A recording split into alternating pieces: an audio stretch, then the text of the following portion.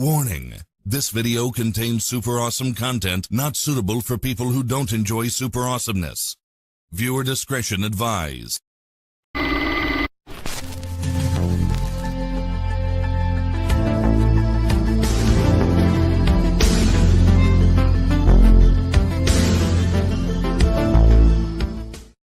to Viewer's Choice. Your selection is about to begin. But first, take a look at what else you can see this week.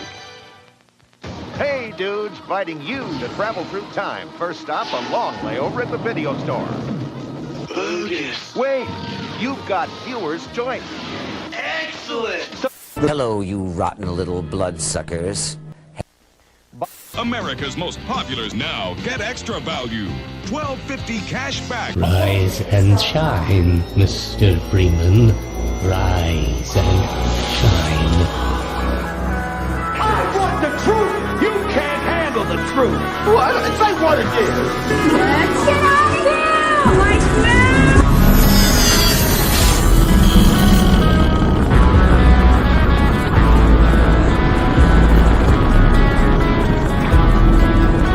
When life gives you lemons, don't make lemonade. Make life take the lemons back.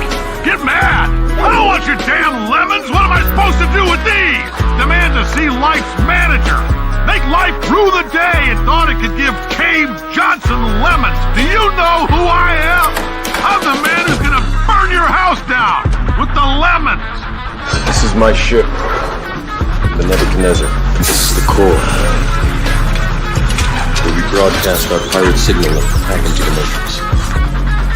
Welcome to the Nebuchadnezzar with your host, Anesto Morado, the double-headed coin, and your co-host, Pablo Morado, the Thunderbolt.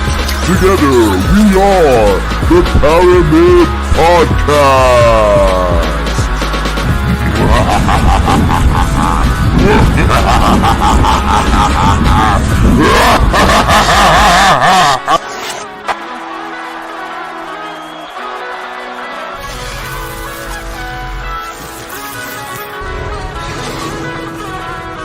Have a nice day. The right man in the wrong place can make all the difference in the world.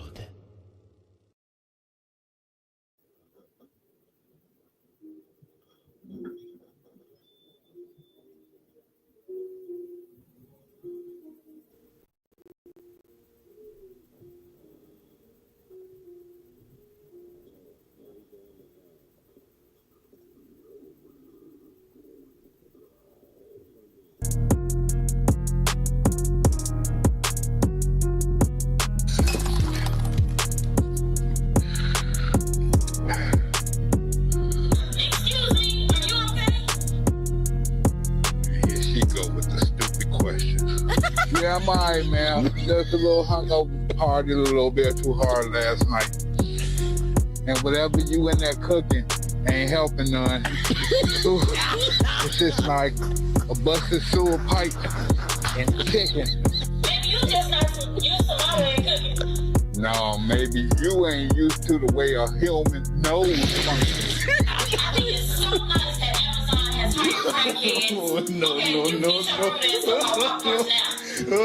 Alright, Happy New Year's. That shit still stinks. You should have left that recipe back in 2024.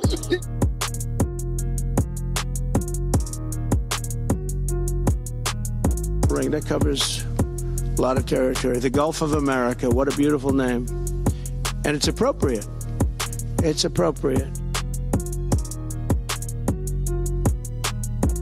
To interact with Billy on a podcast that he agreed to come on was not his podcast, where he was notified beforehand who I was and what we'd be talking about. After that debate took place, Billy attempted to suppress the footage. That didn't really work. I've released clips from that conversation. Well, Billy does not want you to see those clips and has sent me a cease and desist letter. I was really hoping that this could be an opportunity for Billy to learn, to see the major errors that he's been repeating and turn this into a learning experience.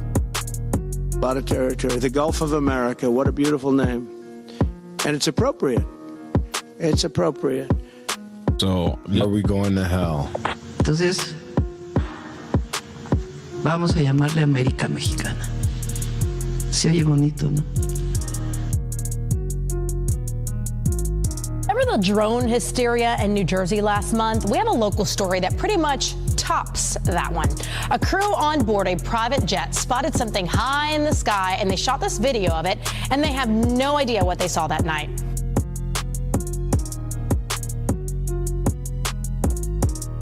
Welcome to the most banned podcast on the internet with your hosts, Anesto and Pablo Morado. Broadcasting to you from the depths of the Nebuchadnezzar and fighting the unseen hand in search of truth. Join us as we go digging in the valley of the real for current events, conspiracies, and paranormal phenomenon. This is the Paramid podcast. Don't forget to follow us at paranormal.experience on Instagram, at Paramid Podcast on X, formerly known as Twitter, and Paramid Podcast on YouTube. Every follow and like gets us one step closer to exposing the fools of the deep state. So let's light a fire of wisdom and take back our sovereignty. Welcome to the Nebuchadnezzar with your hosts, Anesto and Pablo Morado.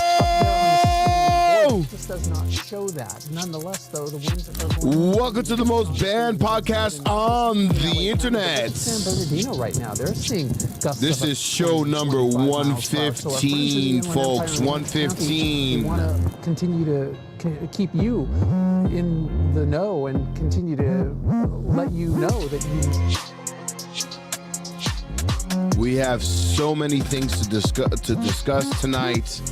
Fires in California, UFOs. Who would have thought? You know, we've all had a really big lesson. What is it? That our experience of reality can change in a moment. That's a fact. Came back just in case, had shut off the gas and all those little things you don't think of, and just thought maybe I can be there and put a hose on a roof if the embers start coming over, at least something like that, or how about the neighbors. Tuesday, we woke up to this big plume of smoke, and then that was a real exciting day. As far as here and Palisades went up, and Wednesday it came within 100. Yeah, the fires have been pretty crazy down in L.A. So many things to discuss. Trump and his moves. But this is going to be an interesting cast for us. And before starting, I just want to mention... You know what's the hardest thing about podcasting? You got to do all the stuff yourself. Yeah, right. Go ahead, buddy. Mm-hmm. Do it. Go ahead and do it. Mm-hmm. Go ahead and spend the money. And go, how much does AdSense make money at the beginning? Not a lot. Yes. So for those that are listening, we appreciate all those that are joining us tonight. This is show number 115. 115, folks. And let's start off with our tradition. Absolutely. And let me get that going over here. Where do you keep it? I don't know where the hell you keep these. And they're in your subconscious. In the theater of the mind. Yes, sorry, Bob.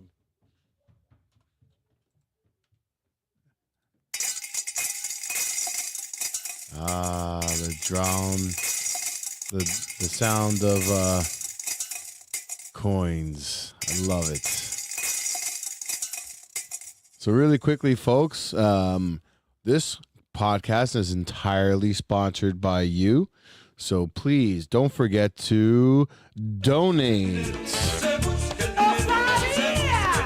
sabía que era otra pregunta. Tú nunca te quedas ahí, ¿no verdad? Siempre con el dinero. You know what I'm saying? How you think a nigga's supposed to get this shit? This shit money don't grow on trees, shit don't fall out of the sky, nigga. Come on, man.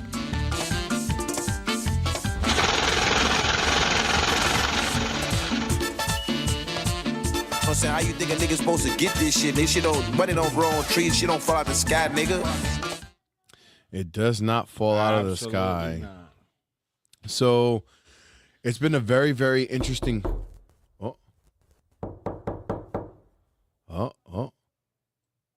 Who's here? It's the entities, our ancestors. Yes, yes. So, how was your week? It was pretty good. I've had a interesting week as far as what's going on in the world.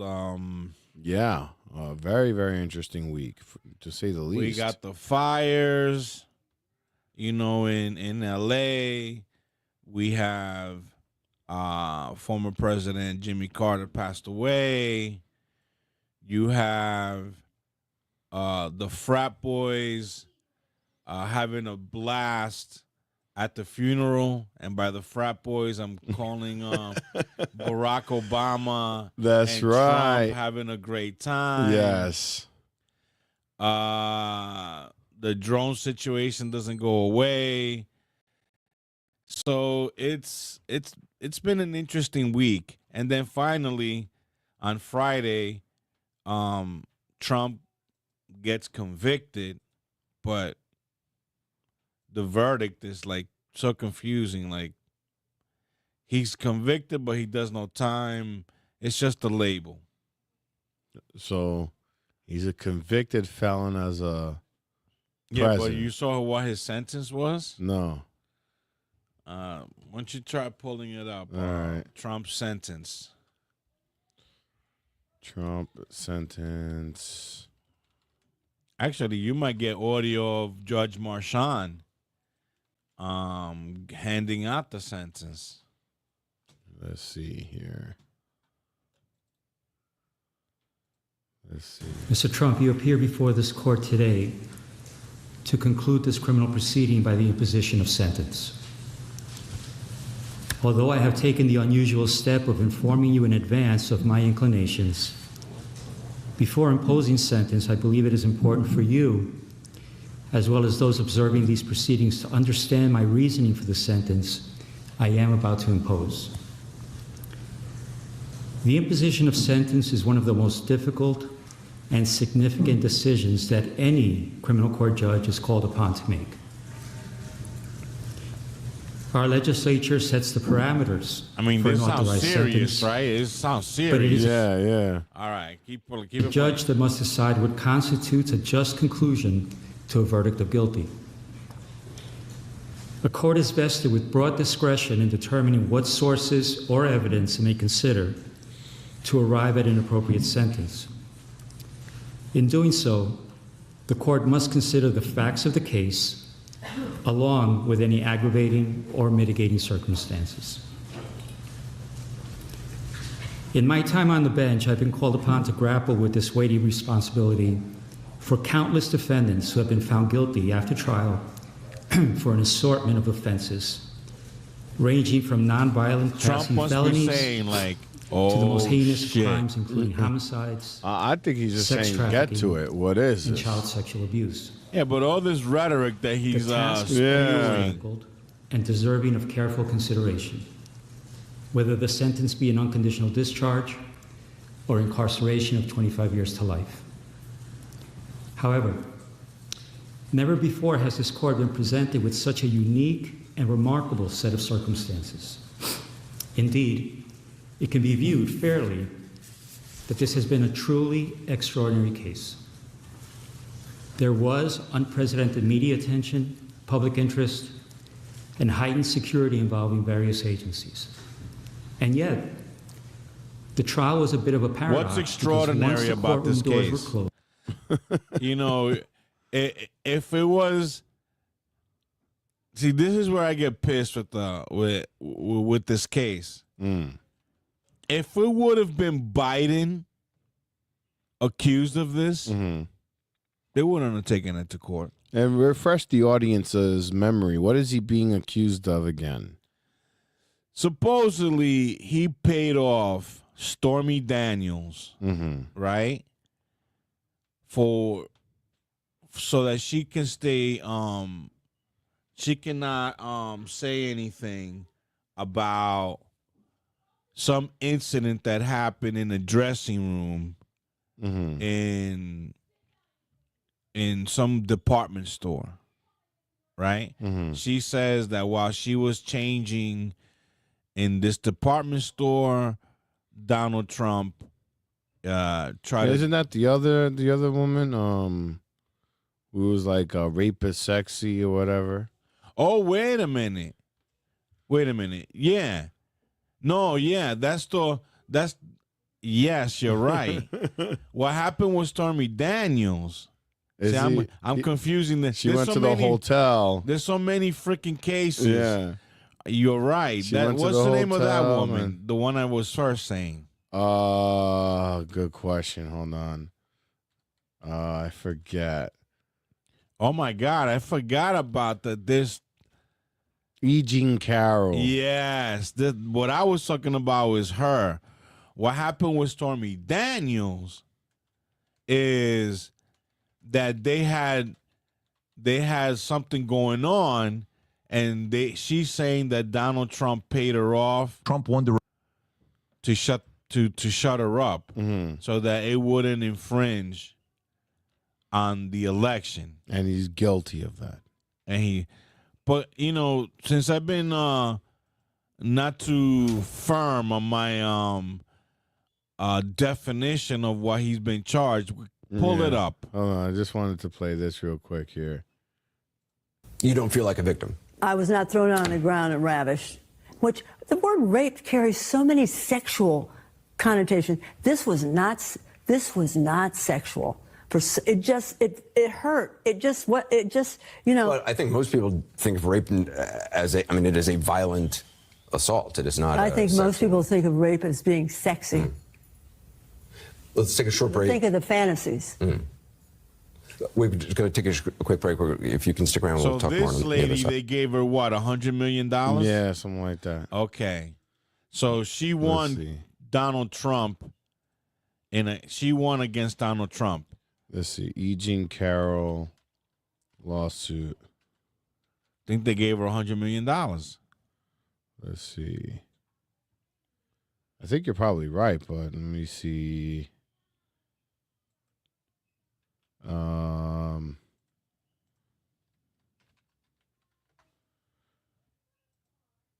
It's hard to keep up with all the charges that they got against this man.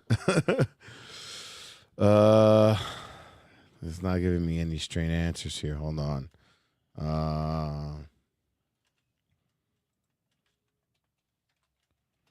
Let's see. There we go. $5 million in damages. It says here, E. Jean Carroll, writer and former advice columnist, filed lawsuits against Donald Trump alleging sexual assault and defamation. She claimed that Trump sexually assaulted her. In May 2023, a New York jury found Trump liable for sexually abusing, but she just specifically said it wasn't sex. But anyway, sexually abusing and defaming Carroll, awarding her $5 million in damages. I thought it was more than that. It says in January 2024, Carroll pursued a second defamation lawsuit on additional statements made by Trump.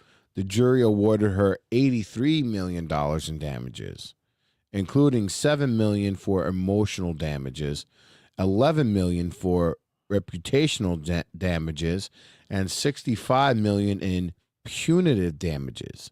The jury found that Trump had committed sexual abuse and forcible touching, two elements of Carroll's battery claim. So altogether, it was basically, they said it was 80. Let me see here.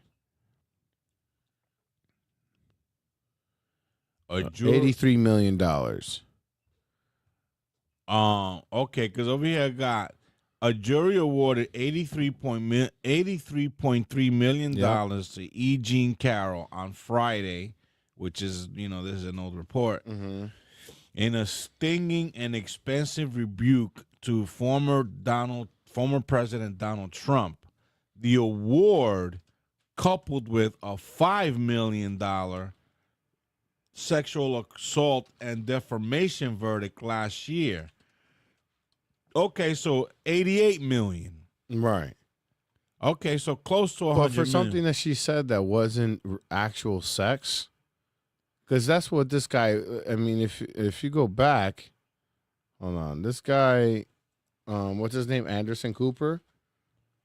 That's a lot of coin. That's a lot of coin for a case that was what? How old was this case? 90s. Yeah. And now she comes out with that. But at any rate, this was not sexual. It hurt. It just what. So he is guilty for sexual abuse, but she says it right here. Hurt. It just what. Not sexual. I don't get it, but she managed to find her way to get $83 million. I guess more power to her. But what I want to know is what is he guilty for now? Okay, so Donald Trump was recently convicted on 34 counts of falsifying business records. That's what he's guilty of. Okay, so he's falsifying business records, right? This is what they're saying. Relating to hush money payments made to Stormy Daniels. Oh, no, made during the 2016 presidential campaign. These payments were intended to conceal alleged affairs with adult film actress Stormy Daniels and Playboy model Karen McDougal. Huh. I never heard of Karen McDougal. So, let's see.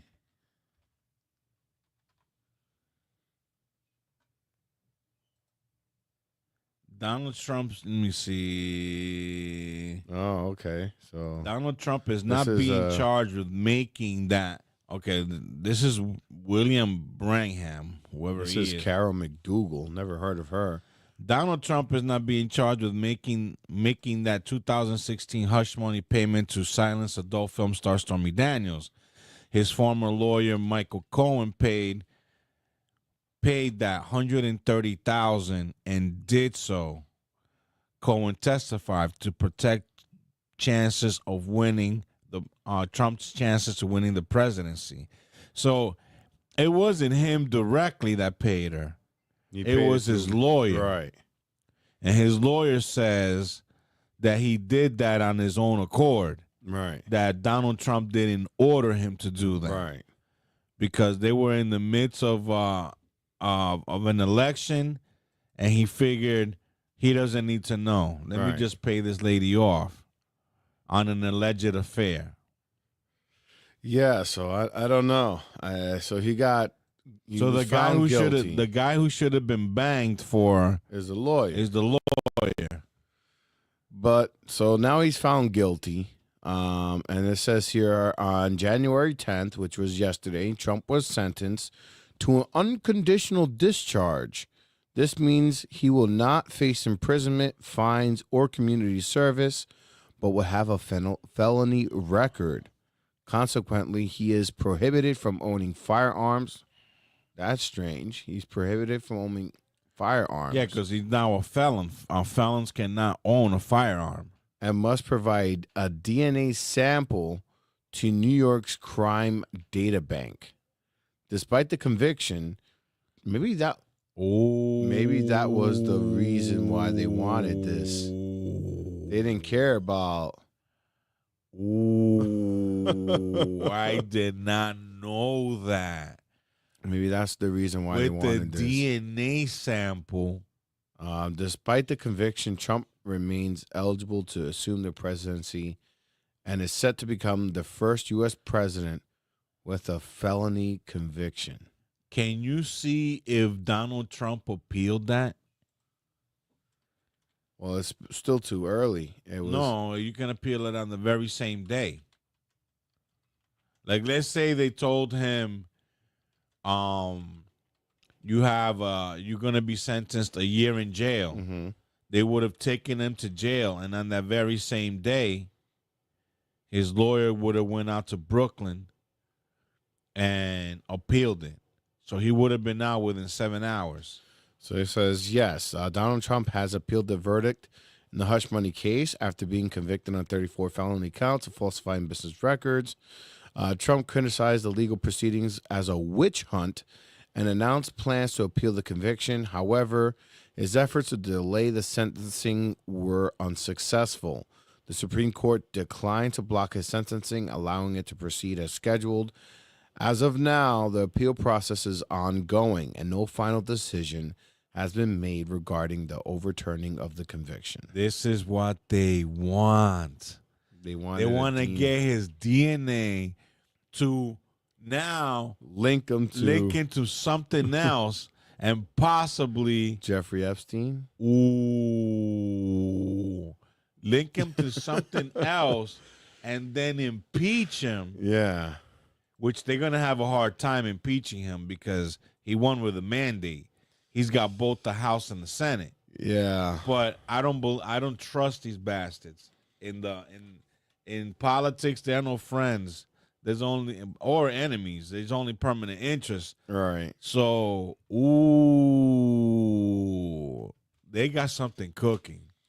Yeah. So I mean, I don't know what they're planning, but this is gonna be a crazy presidency like 2016. So we have to brace ourselves. And somebody started to make sense recently, which I am guilty of bashing him a little bit on this podcast. Mr. Fetterman. Have you heard of him? Heard from him lately? Yeah, he's like,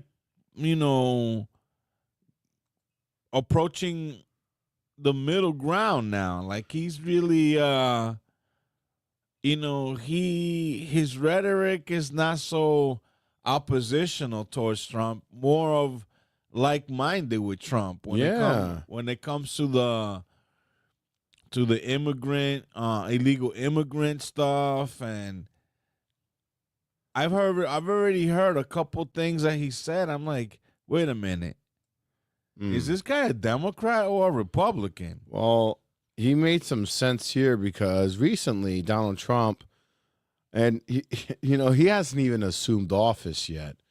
And he's already in the news. Everyone's like gearing up to a battle against this guy. Mm-hmm. And Fetterman, of all people, was like, you know what? We got to brace ourselves. Like, we got to relax on jumping over. He hasn't even assumed anything yet. Let's wait until he does something first before we go down the... But I have a clip here from him.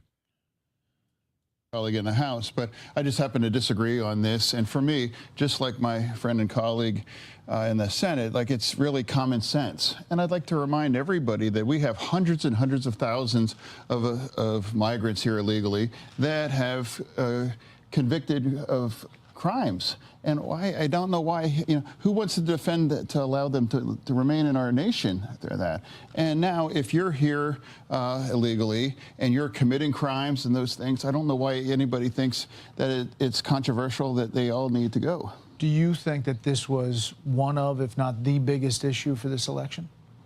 Well, I think if we can't, there's 47 of us in the Senate, and if we can't pull up with 7 votes, if we can't get at least 7 out of 47, and if we can't, then that's the reason why we lost. That's one of them. That's one of why we lost, in part. Go ahead. Brett, if you think about that, I mean, that's what he's saying. So there's that, but then he goes into, hold on, let me see if I find it. He goes into why he feels Donald Trump is making sense with the purchase of Greenland. Do you know anything about why he wants to purchase Greenland?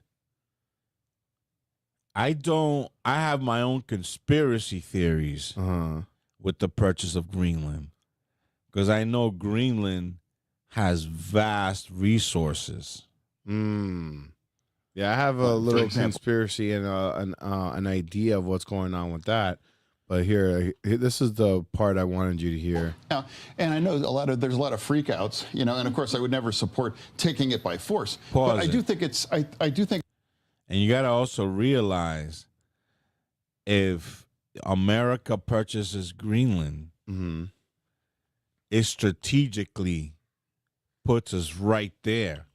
Right. We could park our nukes right there, and we're good to go. Right.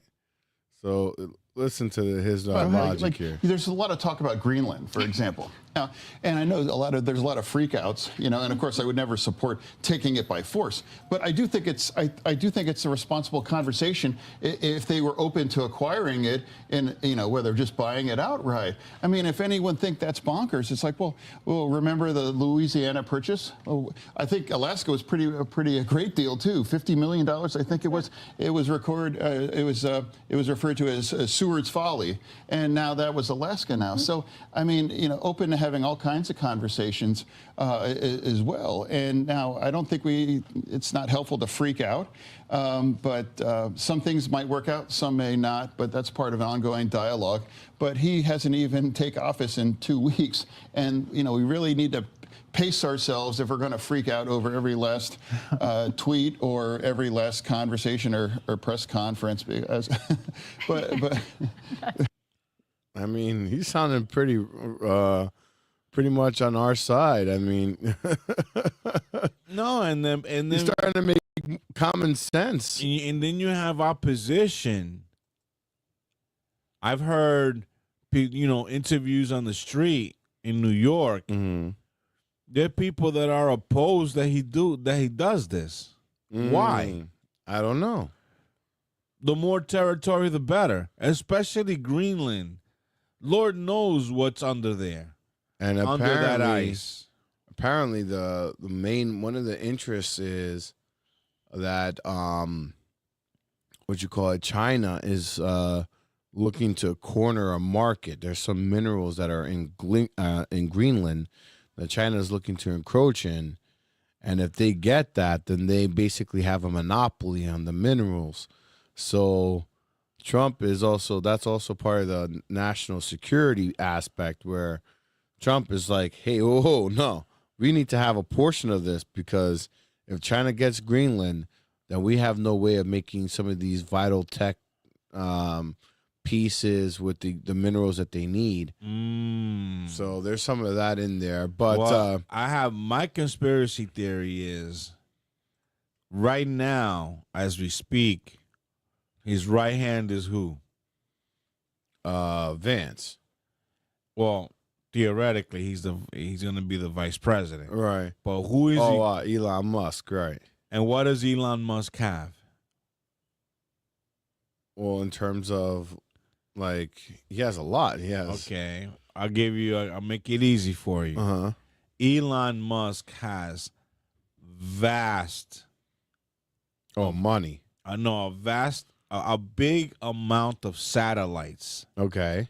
With a vast amount of technology. Mm-hmm. Oh, there we go. Of course, yeah. Penetrating radar. Yeah. And he knows. He knows where Lord the stuff knows what Elon Musk saw in Greenland, and he told Donald Trump, "Dude, whatever you do, get this shit." Well, apparently he was thinking about this back in 2019 as well. Yeah, he did make an offer in 2019, but this was, something off the top of his head. Mm-hmm. Now it's more concrete. But now, I think Elon Musk said, "You're a smart dude. You came up with this, but dude, you are on the right path. Because look what's under there." And Trump must have said, "Holy shit. We got to get this now. We got to get this now." Yeah. Well, you also brought up New York. And New York, have you heard what they just recently started doing in New York City? Besides the congestion price? The congestion pricing. You heard about that? Yeah, it's already already active. It's already active. Now you were having a good day. And just another thing to pile up on. I mean, this is unbelievable. You were having a good day, right? So imagine you're coming from Staten Island, right? You take the Verrazano Bridge, $21. Yep. You're going somewhere where you gotta take the the Battery Park Tunnel. Mm-hmm. I think it's $16. So if you pass. I don't think they're linked. So that's I think it's $21 at the Verrazano, $16 at the Battery Tunnel. Mm-hmm. Now you enter Manhattan, you get banged what, $9? Mm-hmm. Like another $9.60. So we have 21, 16, $9, right? So that's, let me see, 7, 16. Holy shit. $46 to enter the city. Wow. Just to enter. Just to enter the city. Wow. And God forbid you go over 20 miles an hour. Oh. Bang. Another bang, ticket, and all this other stuff. How do you go to New York City now? I mean, imagine being one of those taxis that drive in the city. Or can you operate an Uber in New York City? Well, don't quote me on this. You could research it. Okay. But I've heard ride shares are exempt. Oh, really? Yeah. Can you research that for me so I don't give out false information? Let's see. Hold on. I don't see anything immediately here, but let's see. So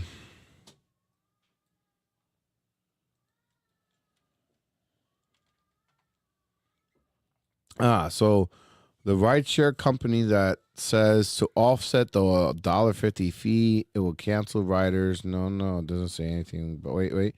It said it will cancel riders with $1.50 towards a future Lyft or city bike ride. Eligible trips have to start and pass through Manhattan's congestion relief.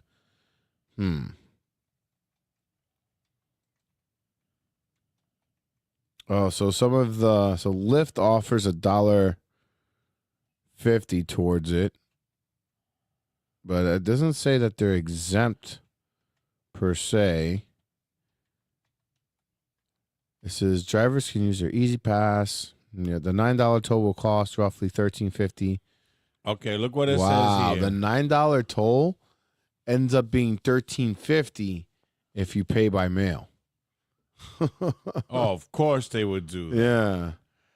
For taxis and rideshare drivers, their passengers will be charged per trip made to and from within through the city central district.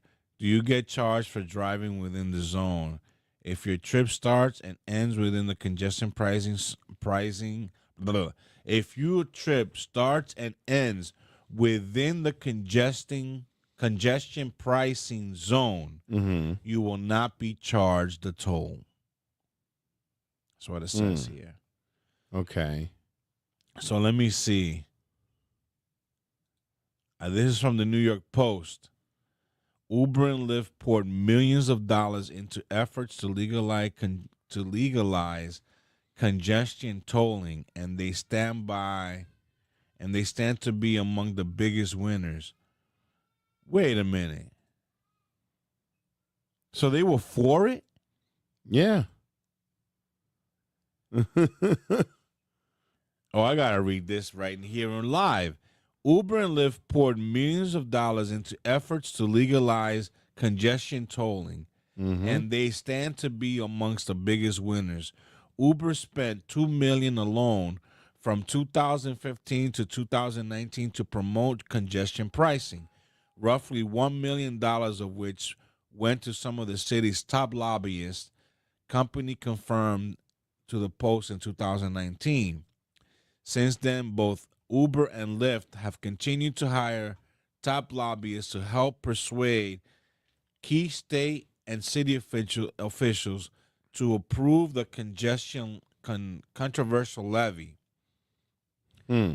including Governor Kathy Hochul and Metropolitan Transportation Authority. Records show it is unclear how much the company spent lobbying for congestion pricing because the lobbyist hired. Now, my question is, Let me see if I get an answer. The ride-hailing service will be slapped with an additional $1.50 surcharge for Manhattan trips below 60th Street, but the additional cost will be passed on to customers, just like similar $2.75 congestion fee on all trips below 96th Street, authorized in 2019. The new toll fits right into Uber's and Lyft's business model to charge a premium for access to the scarcest street, those in core Manhattan. And its customers will benefit from faster service with less cars on the street, said Nicole. Now, my question is, the sudden sticker so the drivers are not going to pay anything. Susan Lee, the plaintiff of slew of lawsuits seeking to stop the congesting tolling, blamed the for-hire industry for pushing congestion, tolling, and flooding city streets with roughly 100,000 vehicles, causing much of New York's gridlock.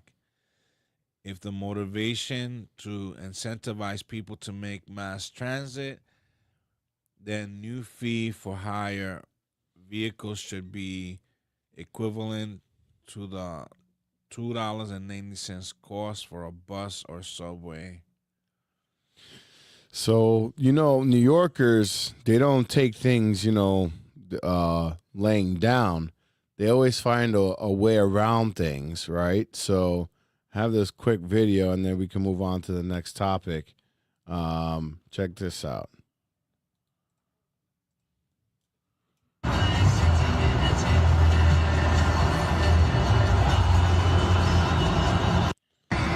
See what they're doing?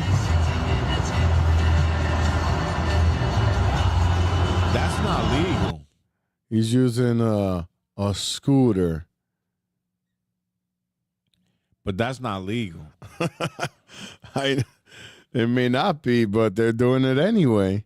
This guy's breaking multiple laws in that video. Put it back on. Yeah. Look at this. He's got a kid strapped to his back. He's going through the tunnel, with a scooter, which is not registered, has no plates or insurance on it. I'm positive of all that. He's breaking safety rules, not only to the drivers adjacent to him, but he's got a kid strapped onto his back. Yep. That if something goes wrong, and the kid. And as you can see, he's swerving back and forth. Additionally, this guy's going through the tunnel with no mask or anything, subjecting that poor kid to all those noxious fumes from within the tunnel. Yo, there's some crazy motherfuckers out there. I tell you. Some people got balls. Yeah, I mean, people gotta. I mean, they do what they gotta do, I guess, to make ends meet. I don't know, but that is a little crazy. And I know right now, not a little crazy. It's very crazy. I know right now that there are people on their computers trying to find the crack on how to get into the city without that freaking oh yeah, toll. Yeah, without that toll sensor tripping off your Easy Pass. Oh, there's so many creative people doing all kinds of things. I saw one where it was like a license plate, and it looked like it was controlled by a remote. And the guy's like, he's driving. He has like one of those dash cams. He's like, watch. Look at this. And he's like, I've seen this car go by this toll multiple times. Watch. And you see his plate looks fine. It looks normal. And then all of a sudden, black. You don't see anything. He's like, look, you see? Look. Yeah, I mean, not only is the MTA caking on everybody going into the city, but if you have like anything covering your plate, like you know how people put that plastic bubble over your plate? Yeah. That when that camera goes off to take the picture of your plates, it creates a glare, so you can't see the plate. Or I've seen that they put these like they're precise lettering that you put right on the plate, and it looks normal. But when you take a picture of it, yeah. And then people are doing this too. Look at this. Yo, Mo, I'm not even gonna hold you. These niggas is bugging with these congestion tolls. Get the fuck out of here. I'm gonna show y'all niggas how to do this shit, you word? See this bum-ass toll right here? You gonna make a left before you get under that shit, you word? You gonna go all the way down, no diddy. It's gonna be a parking lot right here where you gonna make a right in the parking lot. Feel me? Let me show you right here. Boom. Make the right in the parking lot right here. You gonna go through the parking lot. There's another opening on the other side, you heard? Make sure y'all niggas get this shit before they delete this video, because you know they be dick sucking on this shit, word? No diddy again. But you gonna go all the way up. No diddy. All the way up right here, boom. And you gonna make another right.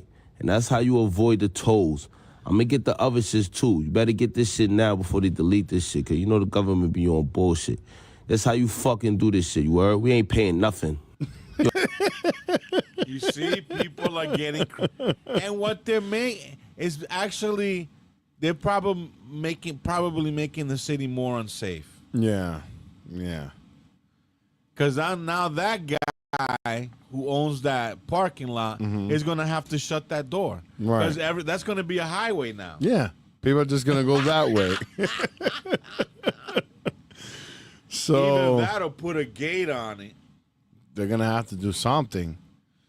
But yeah, I mean, people are New Yorkers. They're not gonna just accept it. They're gonna find ways around it, and I don't know. I don't know. This is just another thing that thank God we're not in New York anymore. And I can't believe I'm saying this. I used to be. Imagine. I used to be so in love with New York City, and now it's just. I can't even fathom being back there. It's a cesspool. It's a fucking cesspool. And I don't know how it got there so quickly. Like, it hasn't been that long since we left. De Blasio, he planted the seed, and now New York is a shit show. I think here. Look at What's going on, man? This is it? Oh, no. No, this is not it. Hold on. I thought that was the license plate one, but it's not. My apologies. But anyway, there's a lot of stuff that they're doing, and it's sad. It's sad because it's just squeezing New Yorkers out. I love New York. I was born and raised there. I just cannot afford it no more. I would love to afford it, but you know what? Things happen for a reason.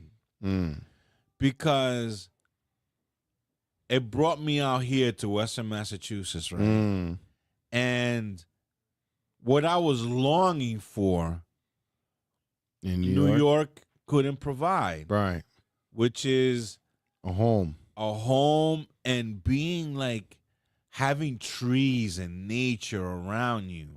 It's not like I'm living in a forest, but I have my own little mini forest, and I wouldn't be able to get that in New York. Yeah, I mean, not with the prices that they have over there. But then, it's funny. Sometimes I ask my cousin, we talk from time to time, and I ask him, what's it like being down there? And for him, it's like another day.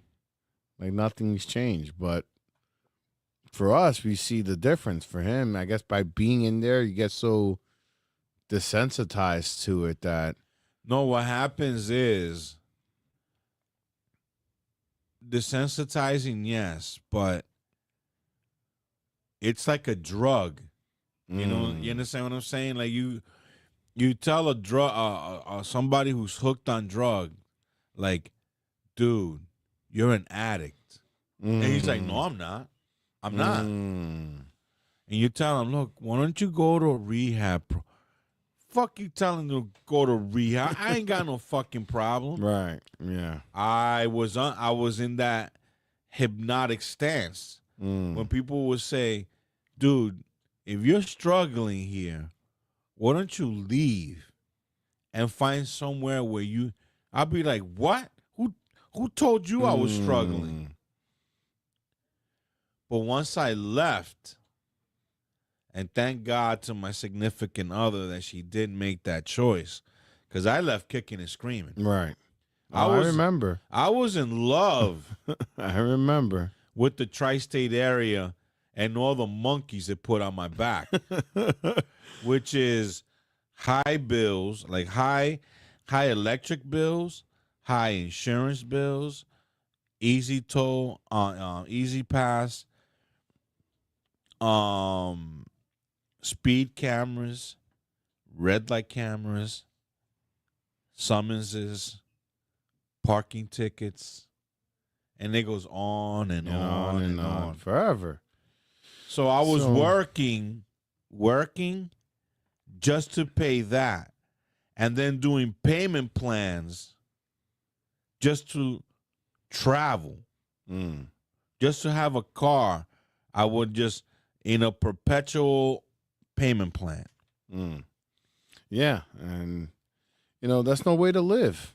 To be on a perpetual payment plan. And what scares me is, when New York or LA or Chicago does something, it's like an infection. It starts infecting other states.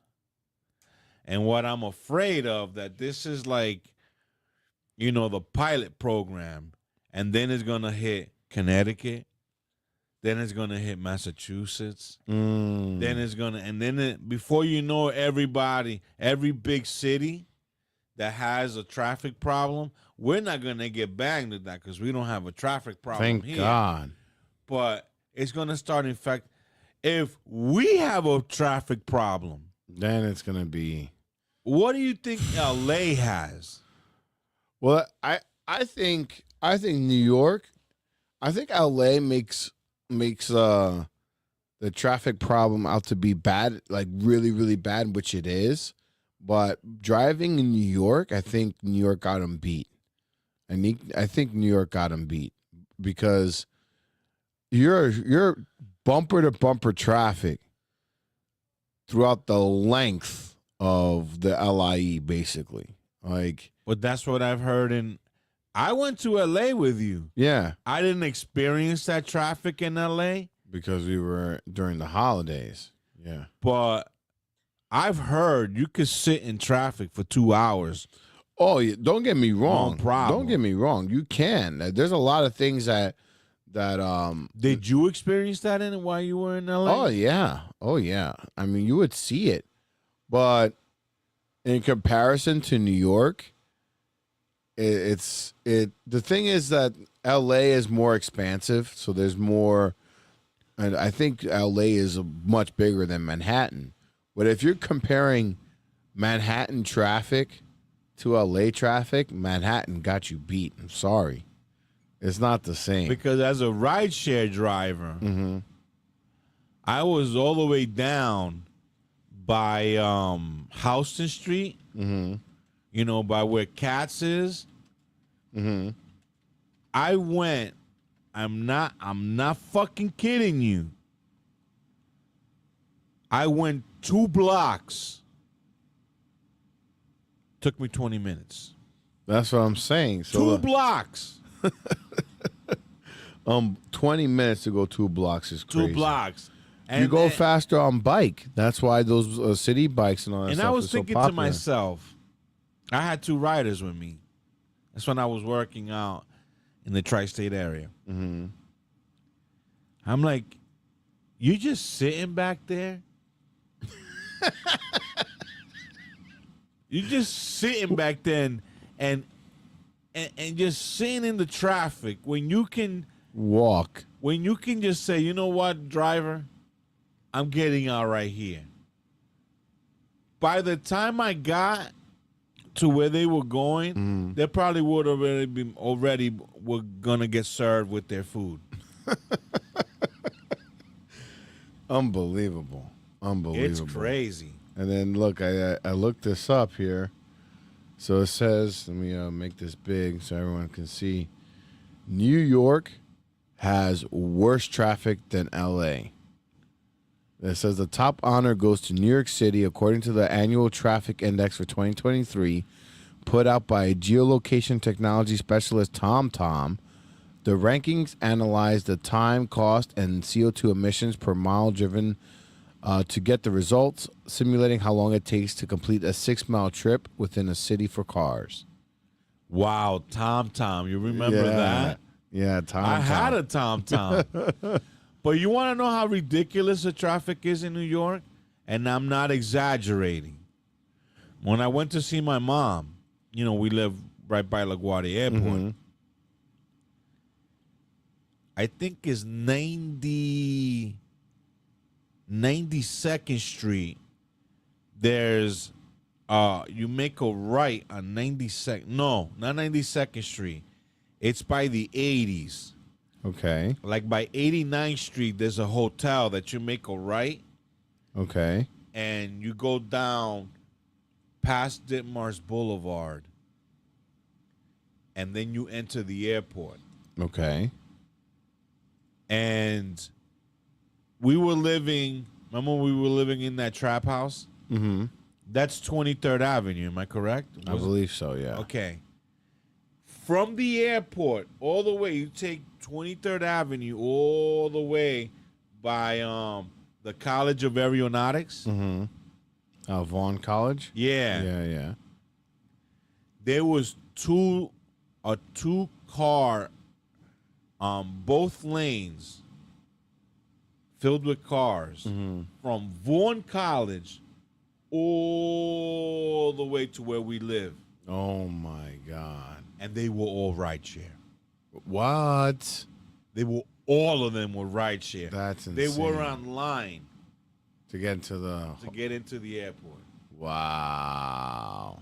So ride shares have contributed big time to the congestion that's in New York City.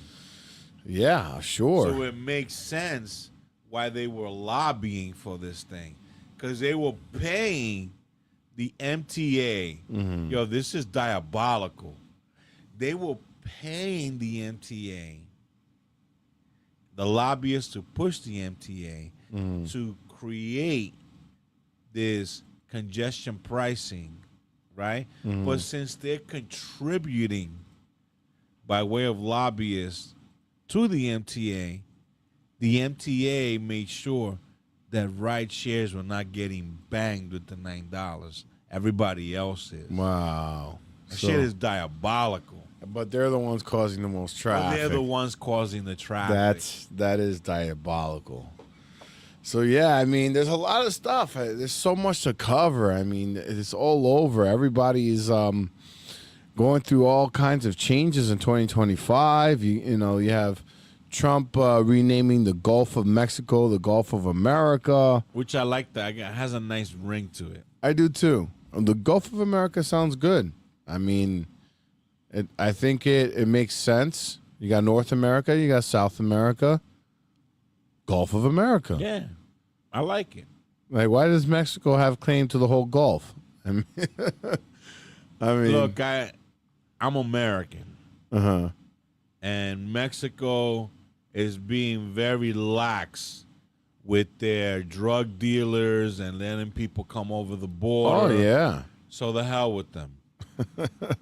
And I didn't know that the president of Mexico is a woman. Yeah. I did not know that. Yeah, that she's a woman. Yeah. So with that all being said, that's just a little brief tease about what we have going on over the week. But now it's time to get into. But before you do that, just quickly, Donald Trump was like spitball. You know when he said, "We got COVID problems." Mm-hmm. Clorox Right. kills COVID. Maybe a couple of drops of Clorox in the water, and we drank it. And maybe We got to figure out a way to get it in the body. He did the same thing with Trudeau. Mm-hmm. He's like, you know what? You got these problems in your government. Why don't you just? And we're having problems with tariffs, you know, and you don't want to like pay the tariffs or whatever, but we gotta charge you. Why don't we just make you the 51st state? Right? He said that like as a joke. Right. That joke is now. A lot of people are support about this. Apparently, a lot of Canadians want to be. Can you imagine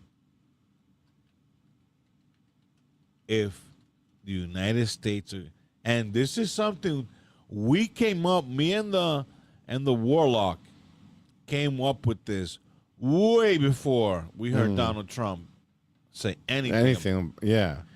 Can you imagine Canada becoming the 51st state? The size of the United States, how much it will increase. And then aside from that, how much money we can extract from Canada. I think this is a game changer. Yeah, I mean, it would be. It would be a game changer. That national debt could start shrinking. There's a lot of resources in Canada. And I think that is the real reason of why he's floating that up. And, he's like, he says things like he doesn't think about them too much before he says them. But he was like, Mexico too. They can be the 52nd state. Why not? Yeah. And then I started thinking, holy shit.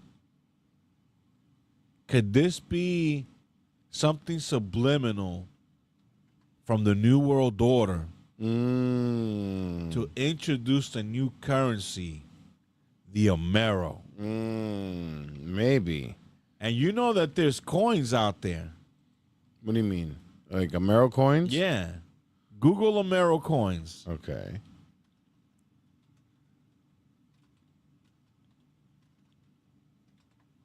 All right, let's see here. So, hold on.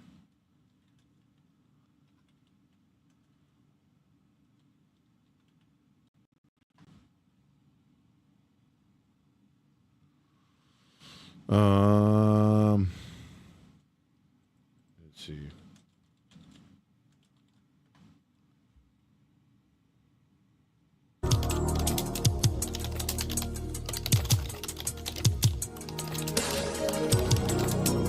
Please sit tight and hold on to your pence and quid.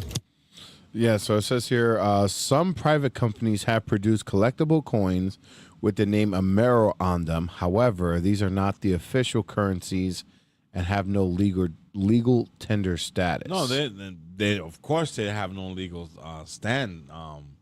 Then they're not worth. They're not currency.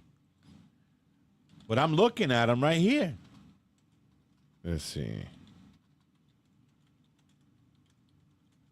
They're kind of cool looking too. Let me see. Let me see if I can find them. You just type in Amero coins on Google and then hit images, and you'll see I it. have this.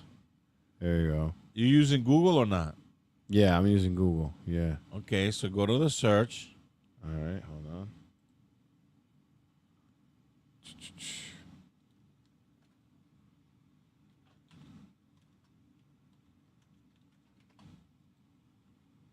Uh-huh. Type in Amero coins. You mean this one? Yeah, there you go. This one with Liberty? There's a bunch of prototypes here. Very interesting. I don't know. I mean, it's a possibility, I think. I think like a EU type thing. You know? Right. It's a possibility. Which is something I think. Who knows? I mean, one thing's for sure. We have a debt that's so astronomical. We need to find a way to pay for it. Because isn't that why the EU was invented from the first place? Because all the currencies were like, losing value. So they just joined the EU and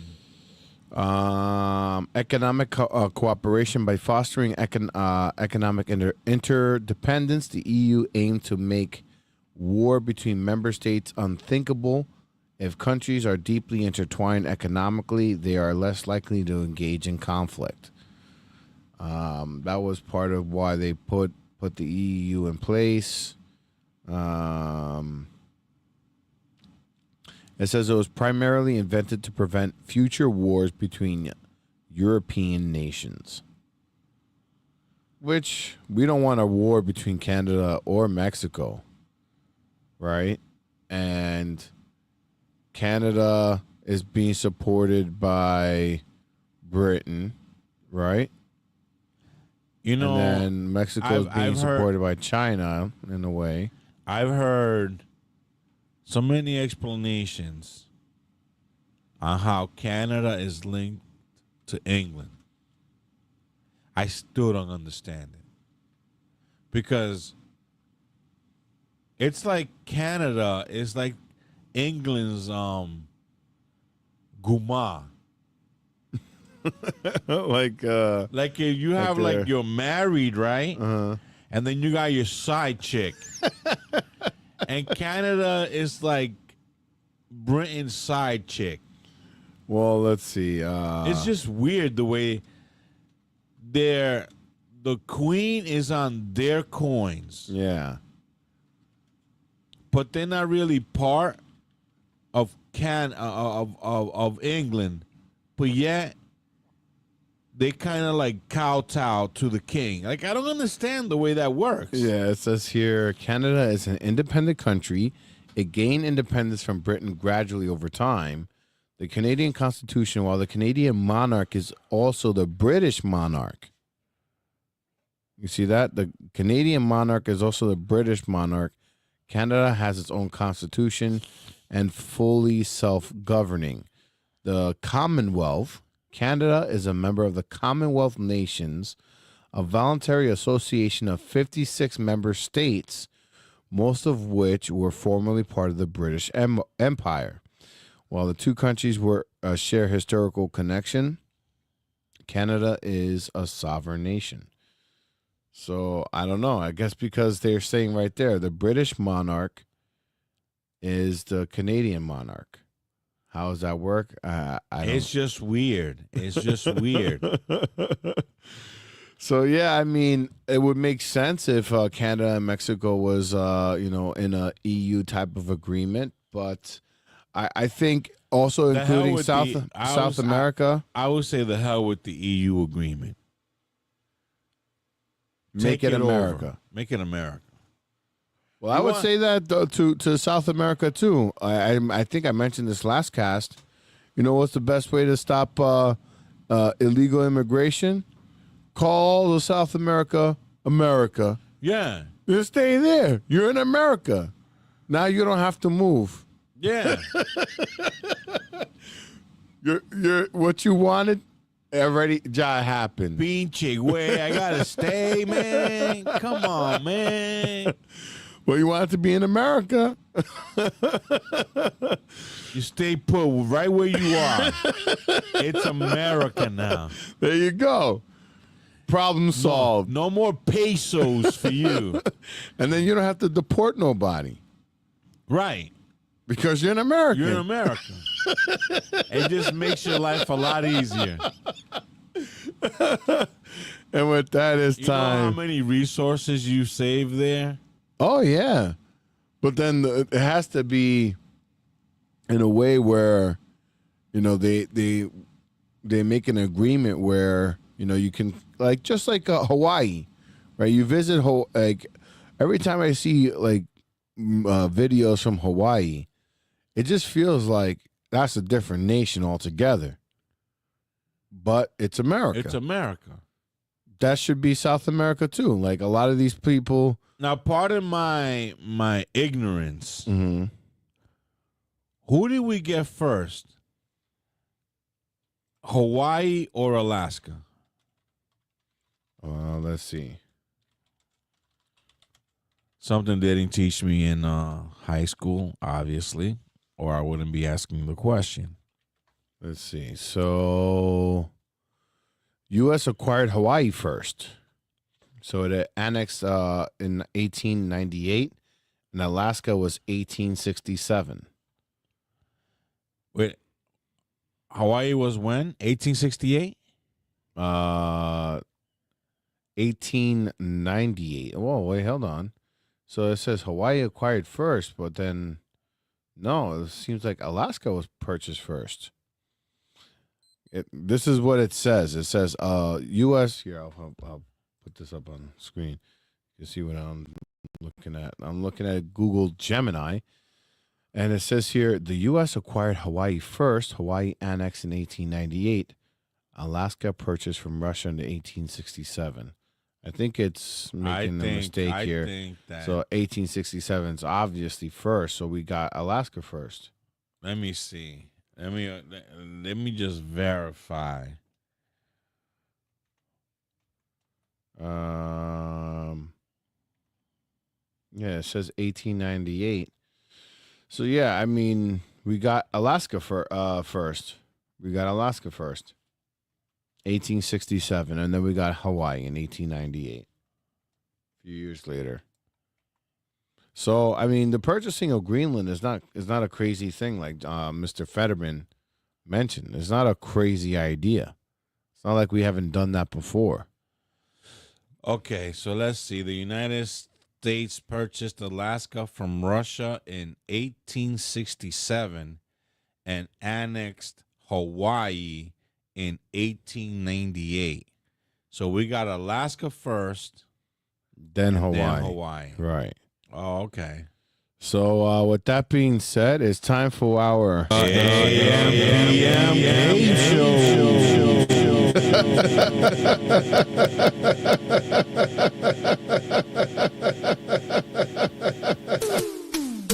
Welcome to the AM/PM game show where Pablo and Anesto Morado attempt to determine what is going on in a video found online.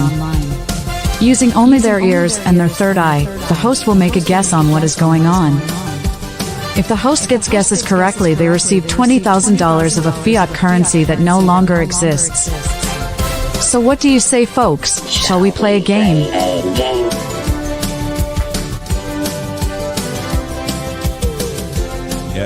Yes, it's the AM/PM show.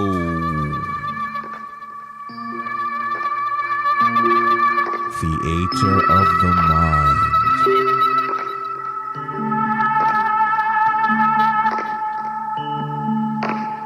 Radio is theater of the mind.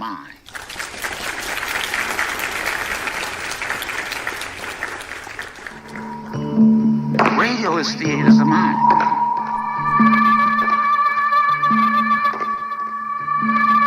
But radio is theater of the mind. It's imagination. It's imagination.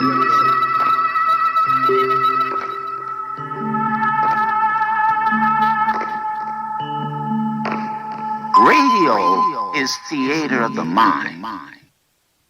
Yes, folks. Welcome to the AM/PM show where radio is theater of the mind. And we always say the Paramid podcast is a hybrid of podcasting and legacy radio.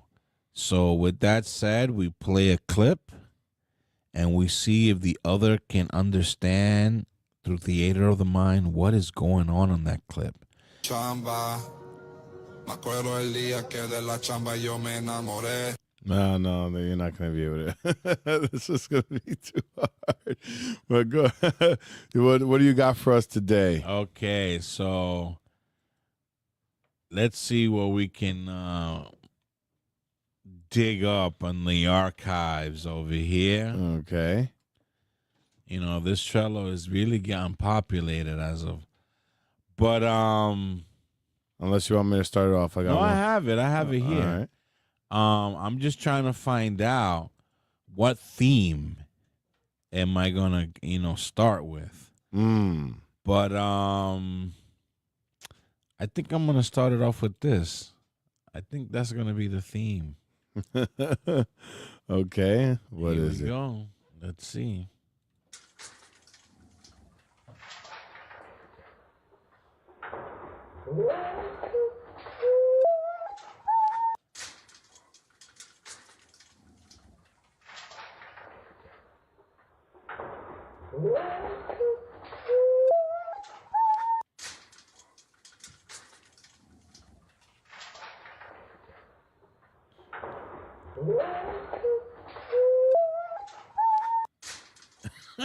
This is a tough one.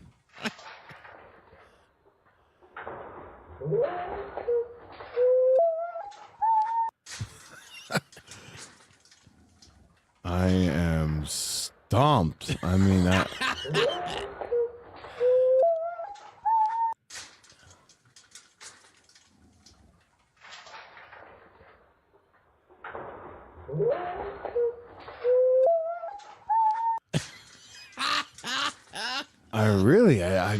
I don't have anything that comes to mind.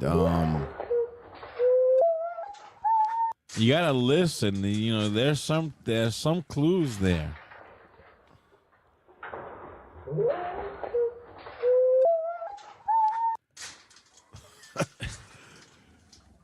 You gotta give me a clue, because I am totally thrown. I think I'm hearing lightning in the background. This is what makes theater of the mind so great, and what makes radio so great, because your mind is creating pictures just from audio. Yeah, and I'm like, because the only thing I'm getting is it could either be lightning or somebody waving like a film, some kind of like metallic film. Okay, so you're hearing metal. Mm-hmm. Okay. But that sound, I cannot place what the hell that could be. Just give a wild guess. All right, a wild guess. It's Foley. It's those people that make sound effects for movies and stuff. How they do, like, that's what I say it is. That's my final answer. That's your final.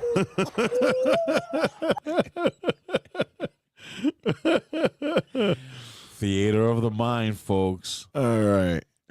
So if you go to the Trello, you're going to go and click man's best friend. All right. Already it seems like I'm wrong here. There was no way I was going to get this one. Hold on.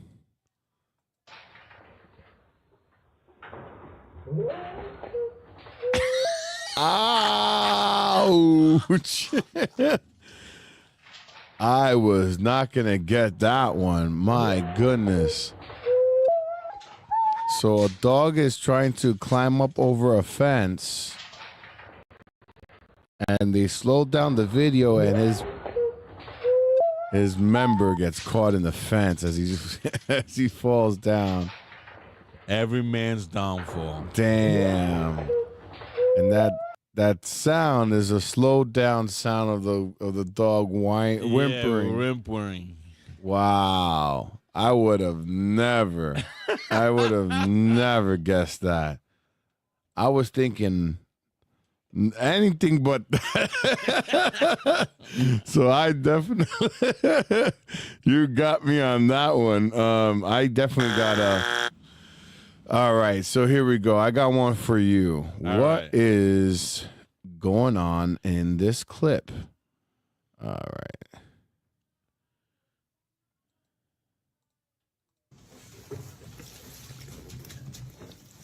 Can you see the strands?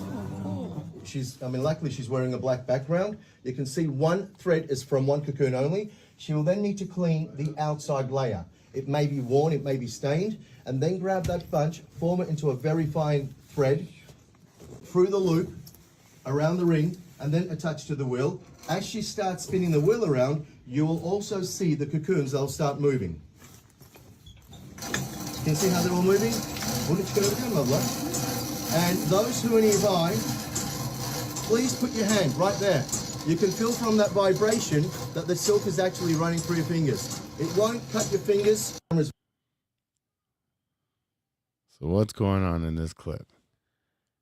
Is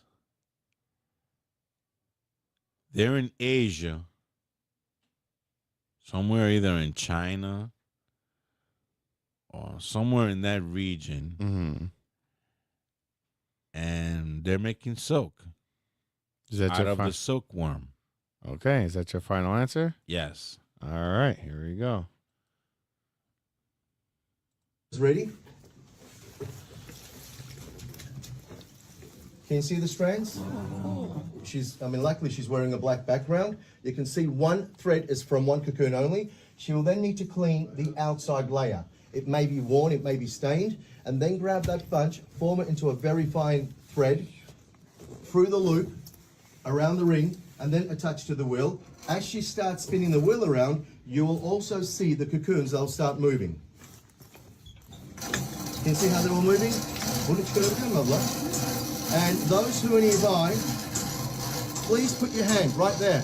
You can feel from that vibration that the silk is actually running through your fingers. It won't cut your fingers. Camera's ready. Wow, that's fascinating. Yeah. So let me get this straight. Mm-hmm. So those are the cocoons of the silkworm. Mm-hmm. Okay, for people that are listening to our legacy feed, there's a woman. Mm-hmm. I thought it was from Asia, but this looks more of like Eastern European. It's Turkish. Okay. So she takes something to the akin of like a broom, a handheld broom, but an old school broom. So like imagine a witch's broom, but shrunk down to be handheld. She puts it in a vat that's filled with silkworm cocoons. Luckily she's wearing a black background. Floating in water. And then as she dips this broom in and she picks it up, she picks up all the silk that these cocoons are producing. And then she puts it around a machine that threads the outside layer. The silk into a fabric. And then grab that bunch, form it into a very fine thread, through the loop, around the ring, and then attach to the wheel. As she starts spinning the wheel around, you will also see the cocoons, they'll start moving. Can you see how they're all moving? Lovely. And those who are nearby, please put your hand right there. You can feel from that vibration that the silk is actually running through your fingers. It won't cut your fingers. Camera's ready. Ain't that amazing? That all that silk is coming from those cocoons. From little cocoons? Yeah. That's wild. Yo, right? the human being, how... you get wow, my God. That's amazing. So what do you got for me? Contra, you gave me something educational. I'm here doing silly shit. Let me see.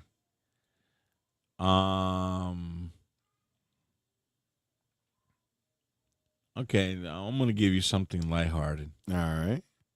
I don't know how lighthearted this is going to be, but...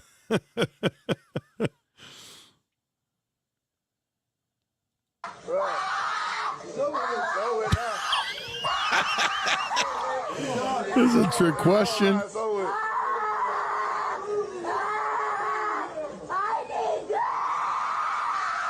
Lighthearted.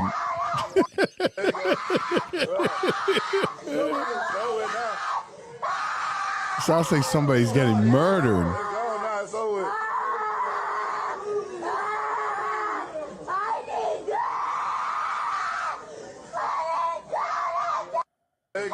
Oh, she's saying I need drugs?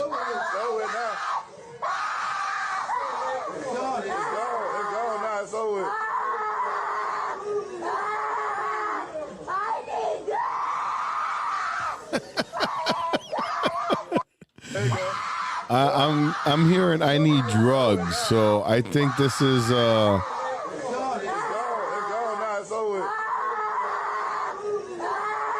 give you a clue. Okay. I'll give you a clue. I'll give you a lifeline. This was something that I was threatened with all throughout my childhood.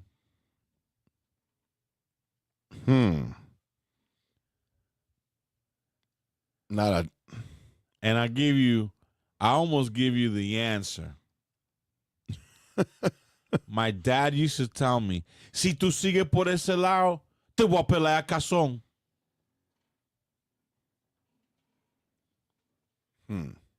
Gave you the answer right there.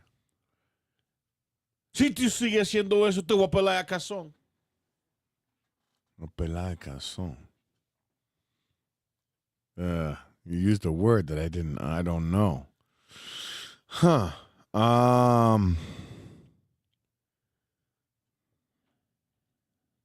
Okay, hold on. I'll give it to you in a slow motion. Si tú sigues haciendo eso, te voy a pelar a cazón.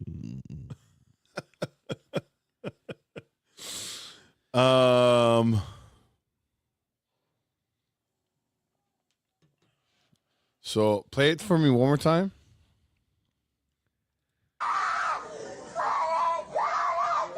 There you go. Right. Slow it now. It's gone now. It's over.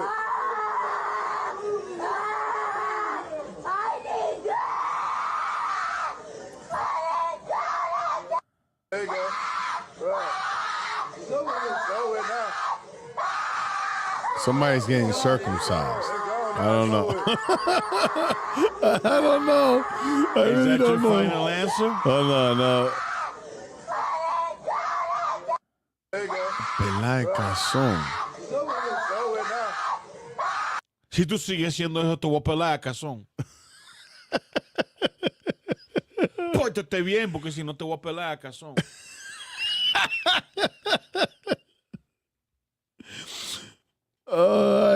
The problem is, I have, it's like ad libs. I know some of the most of the context, but the most important word It's is a funny blank. because you mentioned circumcision.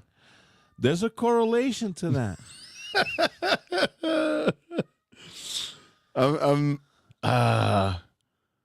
So okay. Maybe somebody's getting waxed. That's my final answer. Somebody's getting waxed, hair removal, wax.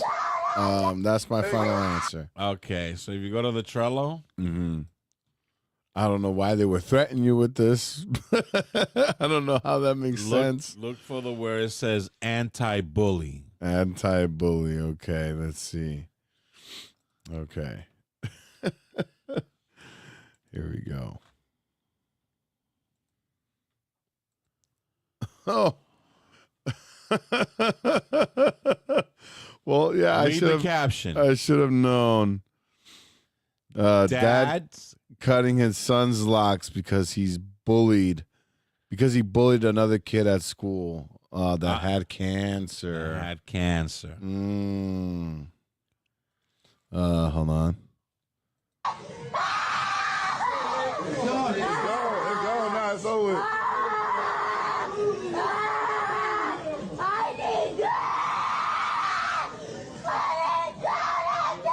There you go. Now, so Cazón is head? Like, okay. You know my parents are from DR, right? So hair? No, hold on. I'm gonna get to that. My favorite thing as a kid was waiting for my parents to go to sleep and put on the Johnny Carson show. Okay. That was my favorite thing to do. While my parents were snoring, here I am enjoying the Johnny Carson show. Okay. So my father said, if you keep doing that, I'm going to give you a haircut like Carson. He was gonna make me a baldy. Oh, okay. Now it makes sense. But I was like totally thrown. So that was my fear. Like every time I would sneak at nighttime and watch the Johnny Carson show. In the back of my mind, I was like, damn, if I get caught, my dad is gonna buzz my head. He's gonna cut off all my hair. Okay. So that makes more sense now. All right. So I definitely get two. Well, you can give yourself a burnt thing because you did come out with that he was getting hair removal. So yeah, I guess in that way. All right, so here we go. What is going on in this clip? All right, so let's see here. I got a good one for you. Let's see. This might be too hard, but going back to our music roots, what is going on in this clip? All right, hold on. Like I'm young. Hey. You better not ever go to cell block 1. To any bitch that talk to him and they in love. Just make sure you hide your little sister from him.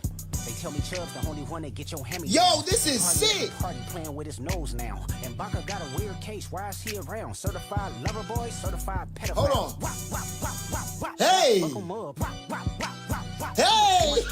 Why you feeling like a bitch? Ain't you tired? Trying to strike a chord and it's probably A minor. Yo. On him. I guess he's showing videos of Pete Diddy messing around with young girls, and maybe it's like a compilation with Puffy. I hate saying Pete Diddy with Puffy and Jeffrey Epstein and. Well, I'll give you a big clue. All right. It's a talent that it looks like it's a young Asian man has. And it has to deal with correlating to the song, but he has a particular talent. Technically, we all could do it, but he has a particular talent, and he's showing it off on camera, and this guy's being blown away. What this talent might be. Play it again. And another huge clue is this talent is virtually silent and it needs light. And anyone can do it. All you need is the skill set, but you don't need anything else. You could do it with nothing on. You're totally naked. You could do it. Yeah, I'm not saying you need to be naked. I'm just saying you don't need any additional tools. You don't need anything else. It's simply all you would need is a light bulb or some kind of light. That's it. All right, so play the thing again. I hear you like I'm young. Hey. You better not ever go to cell block 1. To any bitch that talk to him and they in love. Just make sure you hide your little sister from him. They tell me Chubb's the only one that get your hammy. Yo, this is sick. Party playing with his nose now. And Baca got a weird case. Why is he around? Certified lover boy, certified pedophile. Hold on. Hey. Hey. Why you feeling like a bitch? Ain't you tired? Trying to strike a chord and it's probably A minor. Yo. This is going to blow your mind. I'm going to say, I'm going to take a stab at this, knowing your twisted mind. It's actually quite wholesome. It's like a version of hand puppets in front of a bulb. You know, making shadow puppets with. Okay. All right. Is that your final answer? Yes. All right, here we go. All right, check this out. And don't forget, if you're watching along, you can make a guess and you'll get a free gift on one of us. So please get your guesses in and check out this clip. This is going to blow your mind. AM PM show booby prize. That's right. And this is going to blow your mind. Check this out. You better not ever go to cell block 1. To any bitch that talk to him and they in love. Just make sure you hide your little sister from him. They tell me Chubb's the only one that get your hammy. Yo, this is sick. Party playing with his nose now. And Baka got a weird case. Why is he around? Certified lover boy, certified pedophile. Hold on. Hey. Hey. Why you feeling like a bitch? Ain't you tired? Trying to strike a chord and it's probably A minor. Yo. Oh, I got it. Yeah, you did. But for the audience, what's going on here? It's exactly what I said. It's a guy doing shadow puppets in front of a light bulb with his hands. Yo, this is sick. But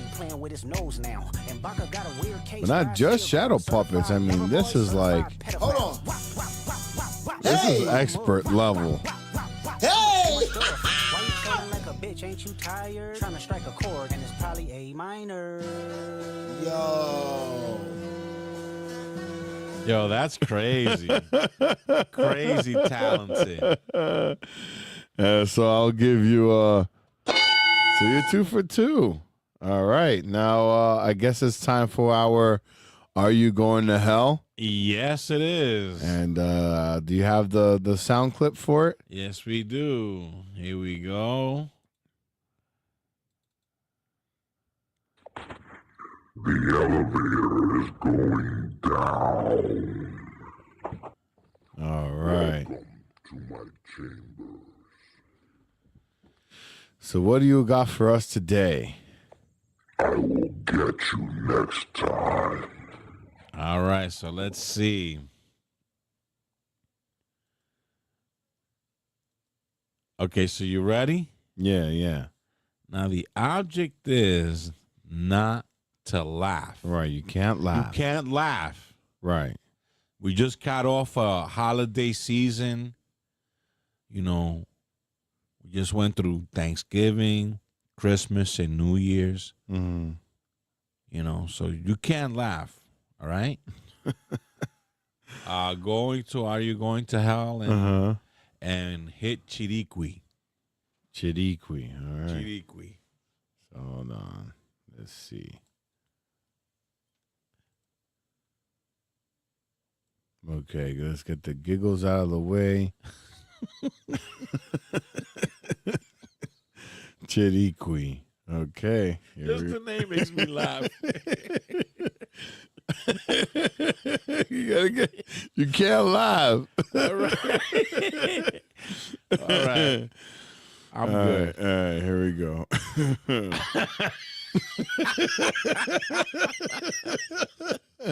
You can't laugh. Okay. All right. You good? Right. I'm good. All right, here we go.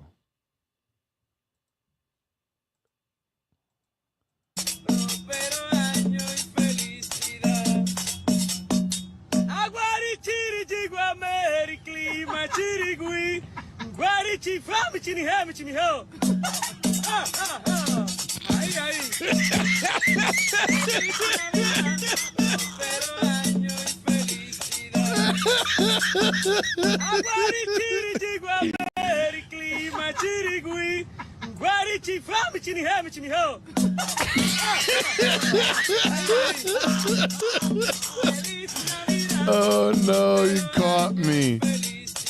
Oh no, man.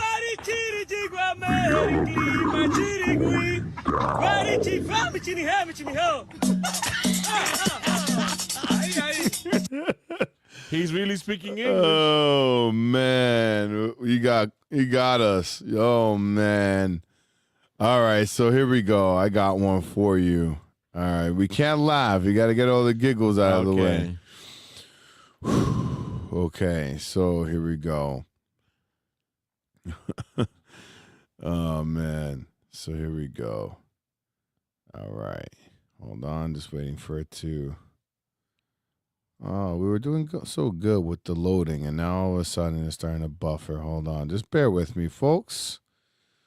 But remember, you cannot laugh. Yes. Hold on. All right. Shoot. All right. Here, hold on.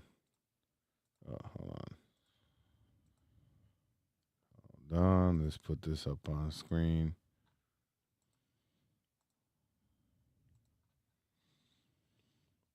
Got it. Hey. What's she?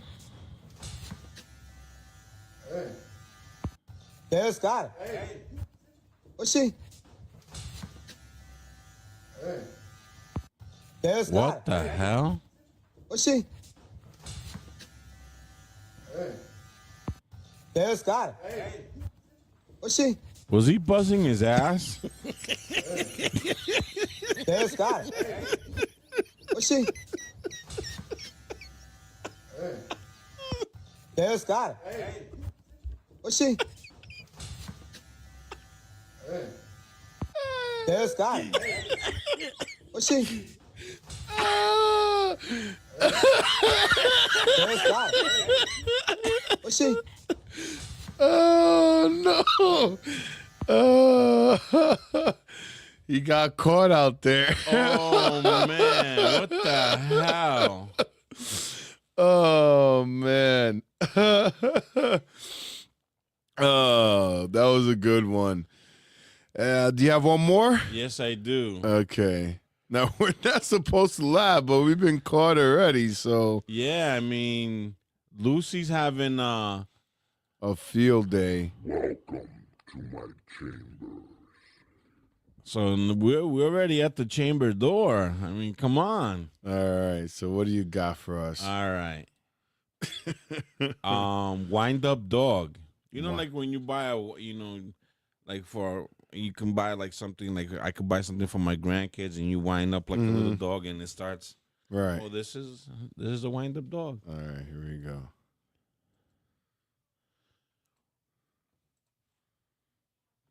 Hold on.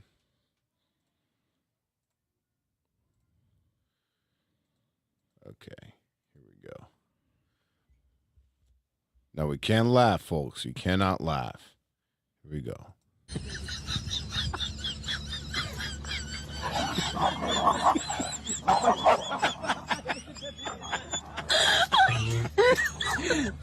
Oh my.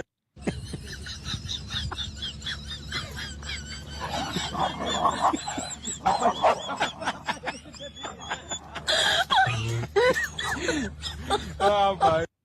Okay, we passed the test. That was cute. We passed the muster. Can you allow me one more? All right. One more. Now, wow, I got two that are good. But I think one or you already saw. But let's go with the microwave because I don't know if this is going to make you laugh. It's just extremely creative. Okay. So let's see. I wish I had thought of it. Microwave. Here we go.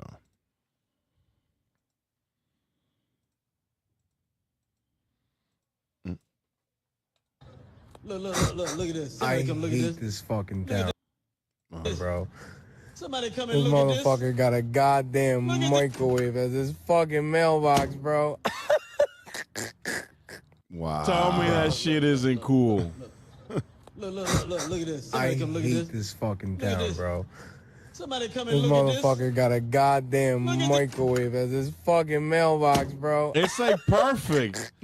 The mailman can just like hit the button, put the mail in there, and close it up. Yeah. Well, that's an interesting idea. Yeah, like who would have thought? And it fits. I guess he busted his microwave. Yeah, so and it's he put the address on and now the mailman can just click. Well, and do you have another one? Well, let me see. I think I do have. Because I have one more, which I put it up on social media to give a taste of what. Actually, let's play it because this is what the Are You Going to Hell segment is all about. All right. So which one is it? Legs. All right. Here we go.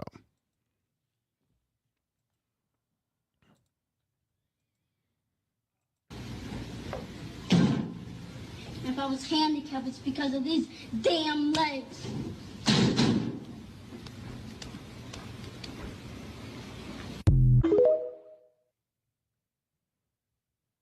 All right. Who the hell's gonna need those fake ass legs? He can't do nothing with them. He walks pretty good on his hands. Well, folks, that's been Are You Going to Hell and the AM/PM game show. So thank you for tuning in. Don't forget to participate to get some free gifts from one of us. AM/PM game show.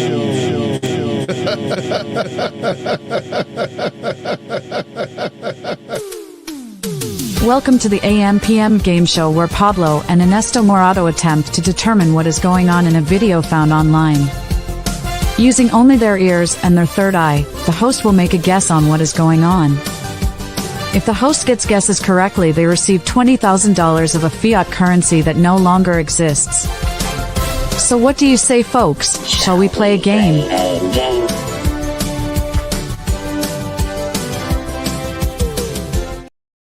And thank you for tuning in, and I bid you chiriquí.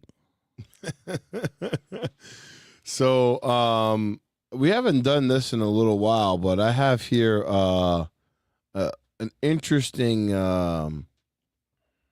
clip that I think we should play for this segment as well, and it'll be pretty quick.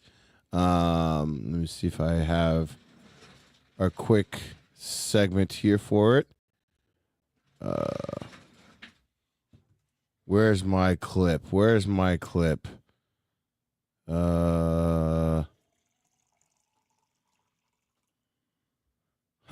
It seems like very fascinating. We don't have our pigs and shit clip here. How can that be if we played it last podcast? I thought we did.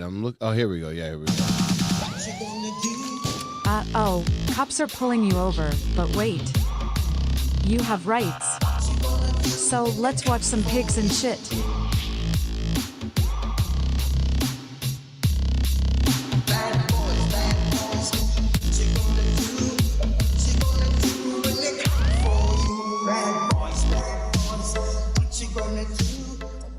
What crime have I committed? All right, so here we go. No crimes have been committed at this point that we know of. Are you? Your gun stolen? I don't know. Are you aware that what crime have I committed? No crimes have been committed at this point that we know of. Are you? Your gun stolen? I don't know. Are you aware that? What's your badge number, officer? I don't have a badge number. If you can find one on there, let me know. What's your name? My name is Officer Rollins. Officer Rollins. Can you spell that for me, please, sir? Yeah, I will in a minute. What's your name, ma'am? It's right here. Officer Young. What's your name, ma'am? Officer Hernandez. Is that correct? Oh, I'm glad you can read. Wow, that was rude. Watch him for a second. Stay right there. Am I being detained right now? At the moment, yeah. What crime have I committed? No crimes have been committed at this point that we know of. Are you? Your gun stolen? I don't know. Are you aware that I have to be committing a crime, or you have to have reasonable suspicion that I committed a crime? That'd be great. It'd be great if you would just let me go. I didn't realize that I was in Nazi Germany. Okay. All right. So any reason why you're walking around with an AR? I'm not answering any more of your guys' questions. Based on your behavior and your actions, you have caused alarm and disorder in the community. What crime have I committed? So what was he working around with? What was he walking around with? A camera. He didn't have a weapon. No. Well, I mean, let's see. No crimes have been committed at this point that we know of. Are you? Your gun stolen? I don't know. Are you aware that? Because she said maybe your gun is stolen. I don't know. So maybe he does have a weapon on him. Maybe he does have a weapon on him, but as far it seems to be that that's not a crime, But towards the end, what is it that she says when he asks her? What's your badge number, officer? I don't have a badge number. If you can find one on there, let me know. What's your name? My name is Officer Rollins. Officer Rollins. Can you spell that for me, please, sir? Yeah, I will in a minute. What's your name, ma'am? It's right here. Officer Young? What's your name, ma'am? Officer Hernandez, is that correct? Oh, I'm glad you can read. Wow, that was rude. Watch him for a second. Stay right there. Am I being detained right now? At the moment, yeah. What crime have I committed? No crimes have been committed at this point that we know of. Are Maybe you- your gun's stolen, I don't know. Are you aware that I have to be committing a crime or you have to have reasonable suspicion that I committed a crime? That'd be great. It'd be great if you would just let me go. I didn't realize that I was in Nazi Germany. Okay. All right. So any reason why you're walking around with an AR? I'm not answering any more of your guys' questions. Based on your behavior and your actions, you have caused alarm and disorder in the community. What crime have I committed? Okay. So- She's holding that shotgun. Pretty menacingly. Like Yeah. he's carrying like a weapon. Like she's about to pull the trigger kind of a deal. Yeah. And I have one more bonus clip, and then we can move on. And I think you'll find this one pretty good. So you'll check this one out. Hold you over tonight? Yeah, I got a pretty good idea. Hey, I got a big favor to ask you. You mind if I step out of the car for a minute? Yeah, sure. Go ahead. All right, thanks. Yep. Let's step back here. Okay. So you saw the lady in the passenger seat, right? Yeah. Okay, well that's my wife, and the lady in the back seat. Did you see her? Yeah. Let me ask you this though: are you married? Yeah, I am. Okay. All right. Here you go. So that's the mother-in-law in the back, right? Those two got in a huge fight this morning, and the mother-in-law insisted we take her home right away. So that's what I'm trying to do, get her home. I'm worried they're gonna make up, and then, she's gonna live with us another 6 months, right? So I gotta get her home before those two make up, okay? All right, so I'm going to give you a full police escort. Okay. I'm going to turn on the sirens, keep the lights on. By the glory of God, we will get you there. Yeah, let's go. Yep. Hey, sir. Let her play again. Let her play again. This should have been Are You Going to Hell? Yeah, hey, I got a big favor to ask you. You mind if I step out of the car for a minute? Yeah, sure. Go ahead. All right, thanks. Yep. Let's step back here. Okay. So you saw the lady in the passenger seat, right? Yeah. Okay, well that's my wife, and the lady in the back seat. Did you see her? Yeah. Let me ask you this though: are you married? Yeah, I am. Okay. All right. Here you go. So that's the mother-in-law in the back, right? Those two got in a huge fight this morning, and the mother-in-law insisted we take her home right away. So that's what I'm trying to do, get her home. I'm worried they're gonna make up, and then, she's gonna live with us another 6 months, right? So I gotta get her home before those two make up, okay? All right, so I'm going to give you a full police escort. I'm going to turn on the sirens, keep the lights on. By the glory of God, we will get you there. Now get in the car. I like that. Oh, man. And with that concludes our... Oh, cops are pulling you over, but wait. You have rights. So let's watch some pigs and shit.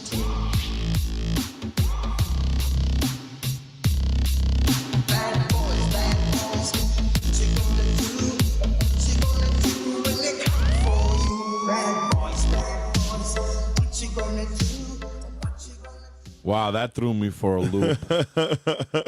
So right now we're in our current events, and there's a lot of interesting things on the tech side. I mean, we definitely went into politics and stuff in the beginning, but there's some new things happening on the tech side.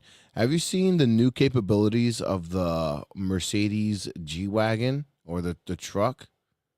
No, I have not. Okay, so this is absolutely fascinating. Look what you could do now. So let's see here. Now I'm going on the brakes and on the gas for as long as I want. Not moving the steering wheel. There we go. 180 degrees on the spot. Is that cool? How does it do that? I have no idea.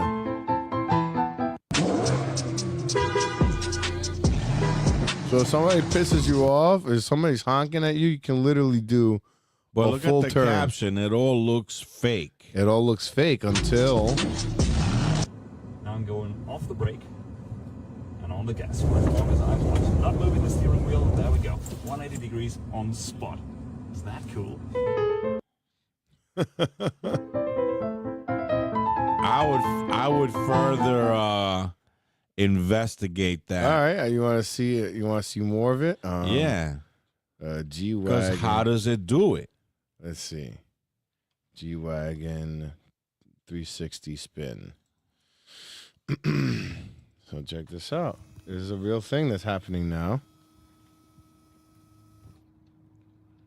2025 G-Wagon. Wait for it.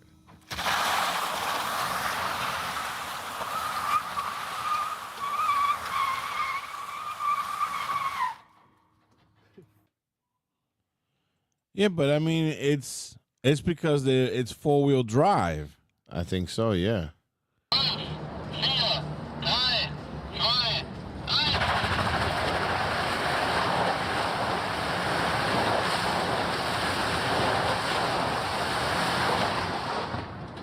Well, wait a minute. The guy said he's not turning the wheel. Right. So it's some kind of fancy electrical thing that allows it to make a 360 turn. I don't know about if it's an electrical thing. It must be like Is it a button that they press? It's like a setting that is available. Like if you don't touch the wheel and you're at a standstill, I think if you hold the brake and hit the gas, it starts spinning around.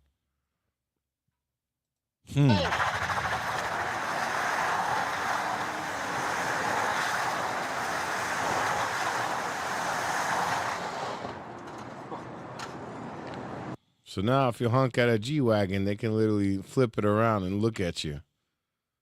Man, I don't know. I don't know about that feature because it's practical if you want to do a U-turn, but I don't know. Well, there's other things that are happening in the tech world. So it's funny you mentioned in the tech world, the guy that was, believe that the guy who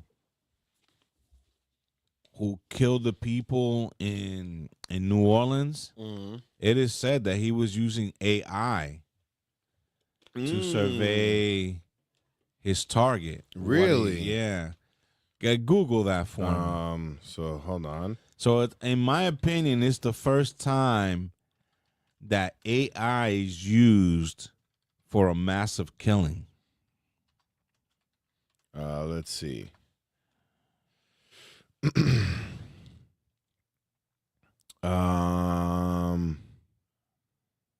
me see here, because the guy's name was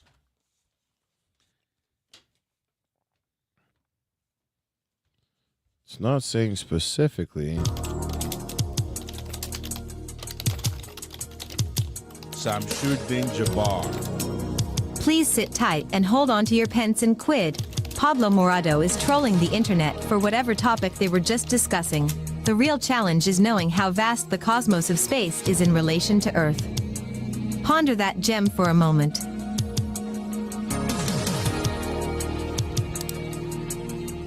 Please sit tight and hold onto your pence and quid. Pablo Morado is trolling the internet for whatever topic they were just discussing. The real challenge is knowing how vast the cosmos of space is in relation to Earth. Ponder that gem for a moment. Please sit tight and hold onto your pence and quid. Pablo Morado is trolling. All right. It says New Orleans attacker wore Meta smart glasses. What else do we know? The perpetrator of the deadly New Year's Day attack in New Orleans visited the city twice in the month before the attack and wore Meta glasses as he apparently scoped out the scene during the incident. The FBI has said that Samshuddin Jabbar also traveled to Egypt and Canada in 2023 though it's not yet clear if those trips were linked to the plot, said investigators. So let's see. A couple of hours before the attack, he placed two improvising explosive devices or IEDs in. Remember, I was telling you last podcast that he had put explosive. Coolers? Yeah. This is it right here. A couple of hours before the attack, Jabbar placed two improvised explosive devices or IEDs in two coolers on Bourbon Street. A transmitter that was supposed to detonate the IED was found in the vehicle, the FBI said. But the bombs did not go off because Jabbar did not have access to the detonator, said the investigator. So, yeah, I mean, I heard it more in detail.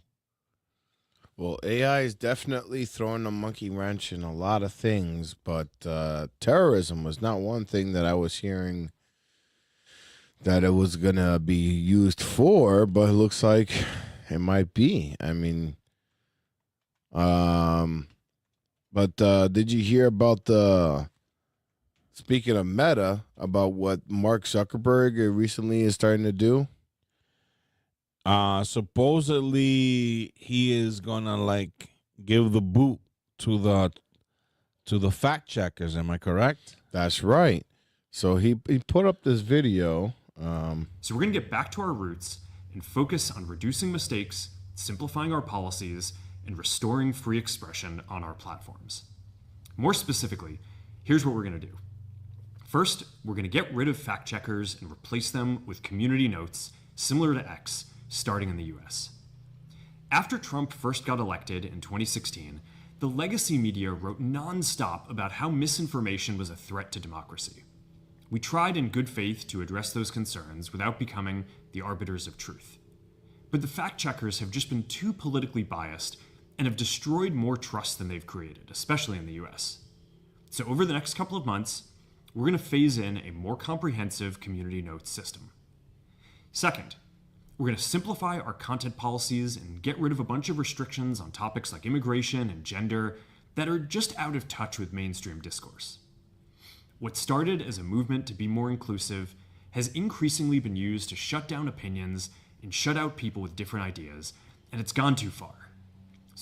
So it seems like the banning of Facebook that we get, the pop-outs that we get, at least are gonna subside in Facebook. Did you see the Joe Rogan when he interviewed him? Yeah. He said the FBI and Joe Biden forced him. Yeah. To do what he did. Forced him to do that. Yeah. I don't believe that too much. I think he's just a dick. Well, yeah, there's some people that, because supposedly he stole the idea of Facebook from the guys that invented MySpace. But, and I just think he's covering for his losses because he jumped into this whole idea of the metaverse. And it has bombed. Yeah, because nobody wants that. Nobody wants that. Nobody wants to live in a digital universe. Only the only people that do would be, I mean, I guess gamers and how many celebrities went and spent millions of dollars on virtual reality real estate? A lot. It has not taken off. And then the next thing that's coming out is this. So, this is the CEO of NVIDIA, one of the largest producer of microchips robots and software.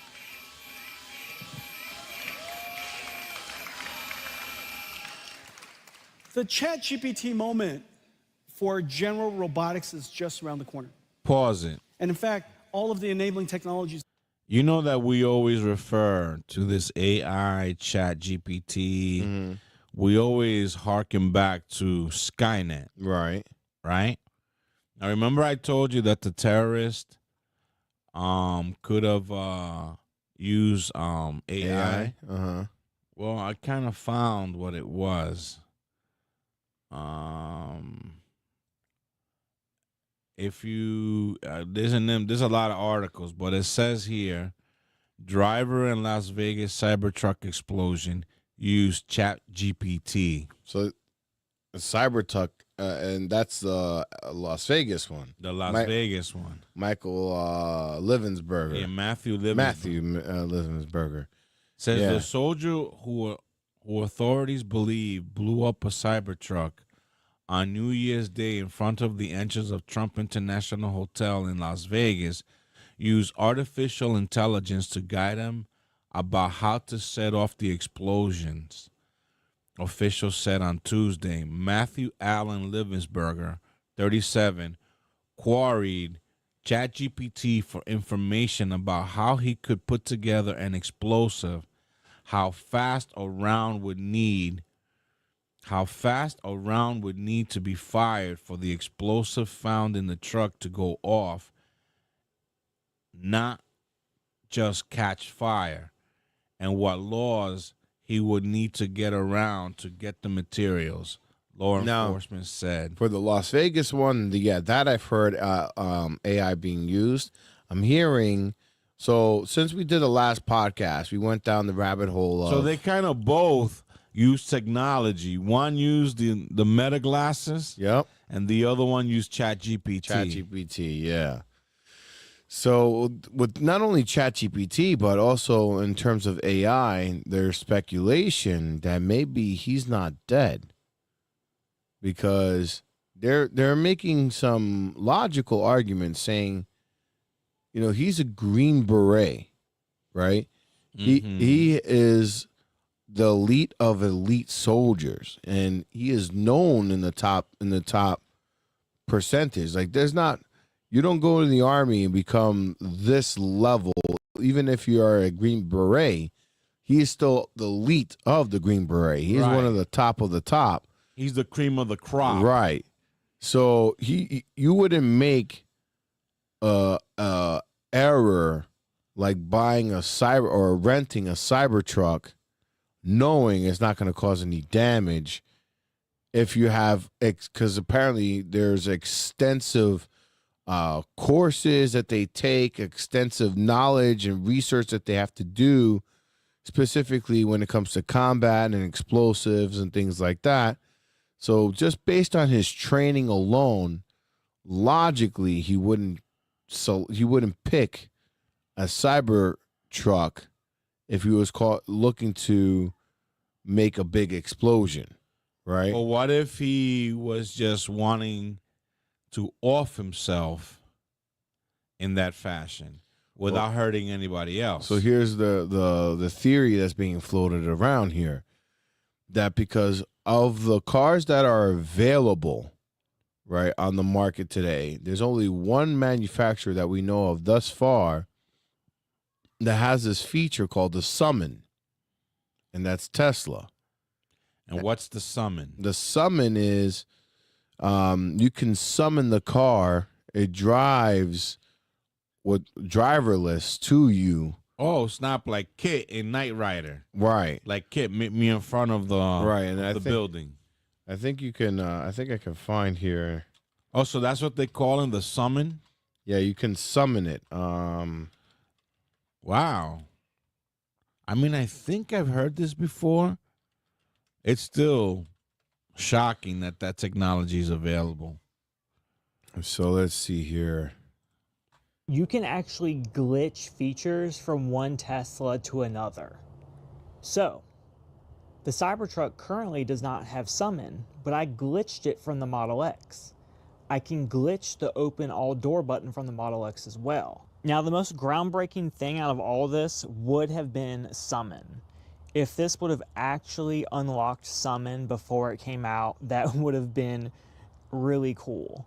Now, it did unlock the summon UI, And it does show us what the summon button will look like. It actually matches the Squircle on the Cybertruck, but currently it just says connecting.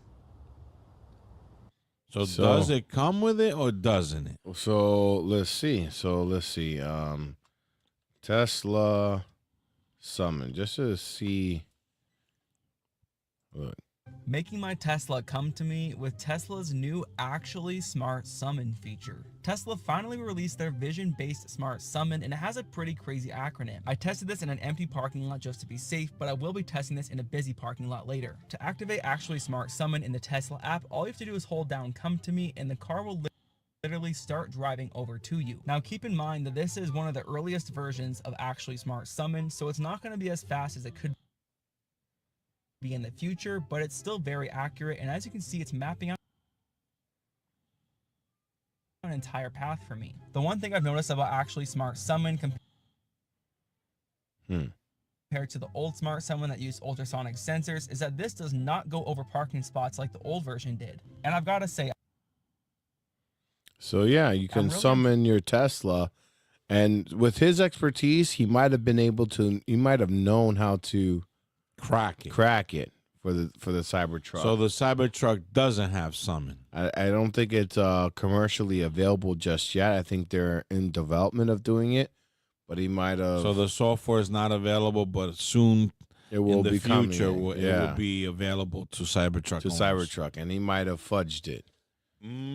So they're saying that there's a possibility where he already had a body in the truck and exploded the truck because thinking like a Green Beret.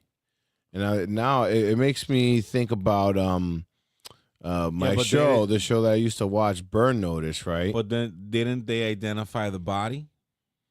They said the DNA didn't match his son. And what about teeth samples? Let's see. It doesn't say Matt Livensberger. The DNA didn't match his son? Yeah. That's a story within itself. Could that not be his son?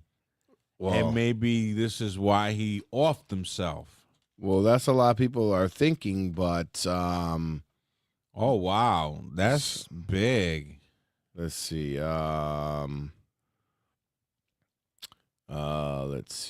see. But yeah, supposedly his DNA did not match his son. Let me see if they have a good article for it. It's always hard finding things easy. Let's see.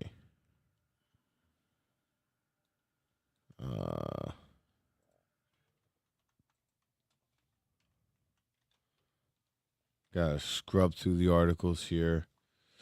The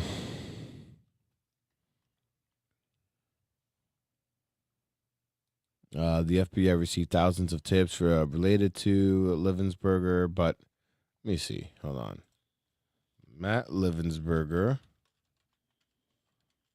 DNA did not match son.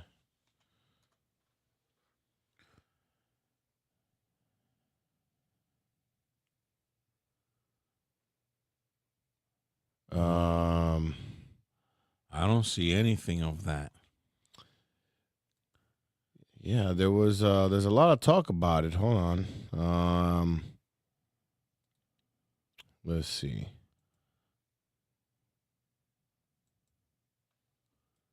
Let's see if I can. Why don't I hear the audio on this one? There's no. But in any case, yeah, like there was people that are saying that his DNA did not match his son. There was people saying that he might be still alive. I even think even Sean Ryan himself. Let me see, Sean Ryan. Matt Livensberger still alive. Yeah. Very capable guy, but he loads the Tesla up, which Elon Musk brags about being bulletproof, right? So this is one of his selling points. It's bulletproof. We even saw Joe Rogan shoot an arrow at it and wasn't able to puncture this thing. So he loads up a Tesla knowing it's not explode like he wants it to with fireworks and a bunch of other junk when he can make a car bomb that's going to level this place. Here's what I think. The Army PAO is saying that the body inside the cab did not match the DNA of his child. All right.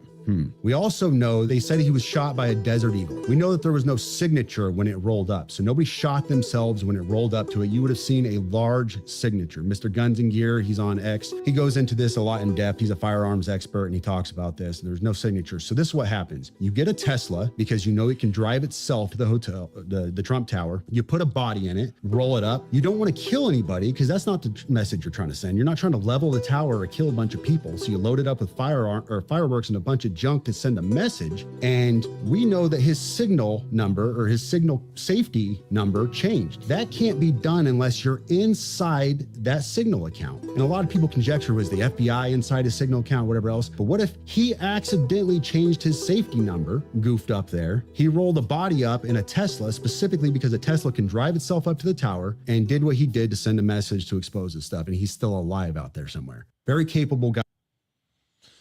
So like some kind of Rambo. Yeah. Well, I think about it like he's of a level like the guy that I would watch Burn Notice, Michael Weston. He has a lot of expertise in that field, right? And, that's conceivable that because in the email he's saying that he's being tracked and followed. And chances are he knew he's not going to get into the Mexico border because of the stuff that he had in the car, right? Mm-hmm. So then what if you drop that email, right? You blow up the car, everyone's searching for you there in Las Vegas. Well, you sneak across the border. You sneak across the border to Mexico. Because and by the time they get to the bodies all charred up, and then you leave. They cannot get suspiciously. You leave your passport, you leave all that stuff in there, and then but they still can extract DNA. And right. if the DNA did not match his son, then what are the possibilities that wasn't him? Right. I mean, there's a probability of some amount. I don't know how big of the probability it is, but they're saying it's impossible to see who it is really because he's so charred badly. So there's a question mark at the end of this. So, but then here's the other. I hate the fact that these weird events always leave room for the goddamn conspiracy. And nothing solid. Like No. And here's the thing with that email, there was a lot of people that were claiming, there's some false evidence here. That wasn't Matthew Livensberger. Because I heard his girlfriend, she sounded devastated. Have you heard her speak about her boyfriend? No. She said that she had no idea that this guy was suffering from such extreme PTSD. And a lot of people are speculating see that if you see it on YouTube. That there was some MK Ultra kind of stuff. Yes. Being involved here. Yes. Even Patrick Bet David was asking one of these he's like a body language expert. And he was saying that it's conceivable, based on everything that we know about this guy, that maybe they triggered something within him. Let's see, Matthew Livensberger wife. Here we go. Let's see. We turn now to the investigation into the New Year's Day Cybertruck blast outside the Trump Hotel in Las Vegas. This morning, we're hearing from the ex-girlfriend of the Green Beret identified as the driver. Mola Lenghi joins us with that story. Good morning, Mola. It was Mola. his girlfriend, not his girlfriend. wife. Okay. Well, good morning, Rebecca. Yeah, as authorities investigate that he had a son. Cybertruck explosion in Las Vegas this morning, we're hearing from someone who was in contact with Matthew Livelsberger through his final days.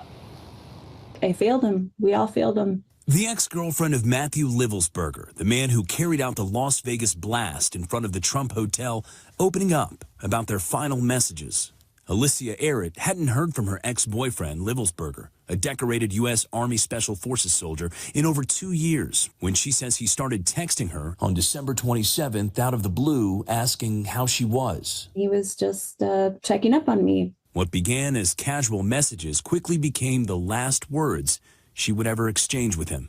The Master Sergeant served in the U.S. Army for almost 20 years. He was even featured on the History Channel series Ultimate Soldier Challenge in 2013. We're going to go full out just like we've done the entire challenge. In 2018, when Arrett and Livelsberger were dating, he started to open up about the struggles he was facing, at one point texting, "I have been spiraling down the last week or so. Sometimes I get so hopeless and depressed, by far the worst of my life." He was really open about the trauma he faced and the teammates he lost. On December 29th, Livelsberger sent pictures of the Cybertruck he rented. He sent some front views and he shared he felt like he was Batman or Halo. It wasn't until 2 days later, when the FBI contacted Arrett, that she found out what happened in Las Vegas. They started to show me a video of him in the Cybertruck. My whole heart broke for him. That he was so broken that he got to that place. Arrett is still struggling with why Livelsberger would take his own life.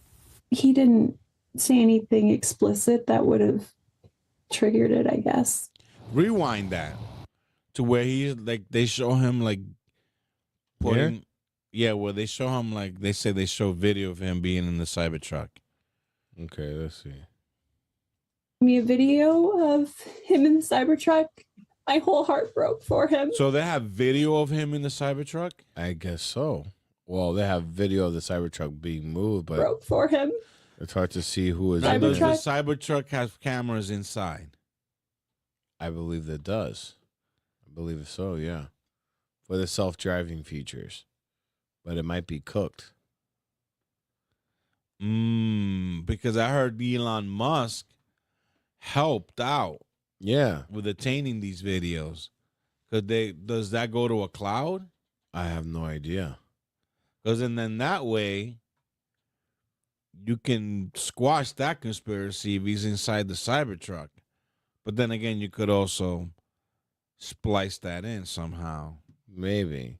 But when the email came out, a lot of people were, furious with this.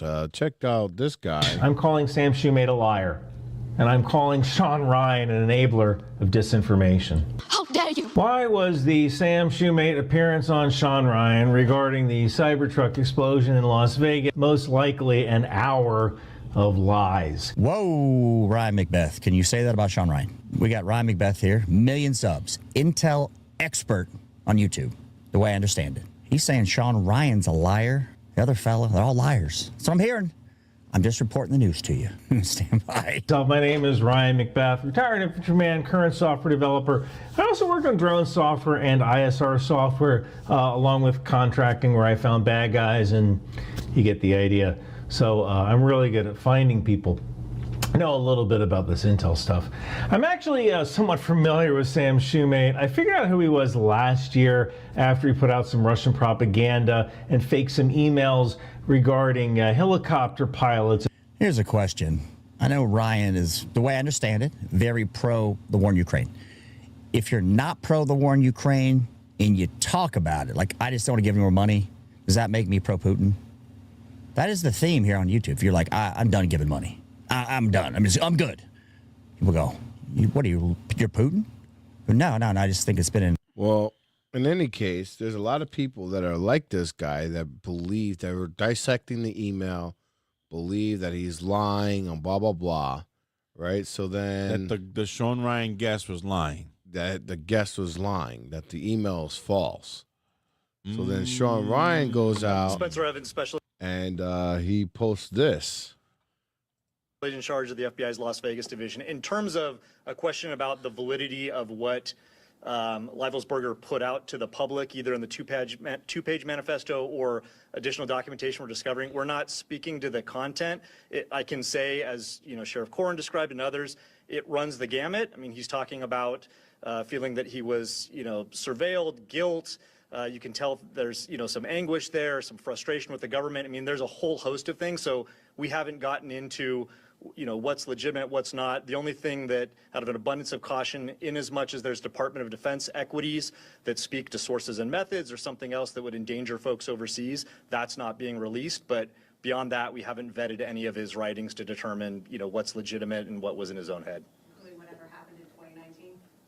Yeah, including, he alleges a variety of things, and we haven't gotten into the weeds on any of that. That podcast email is him. Yeah, so we have confirmed that the document that he sent to the podcast, we know that he was the one that sent that document.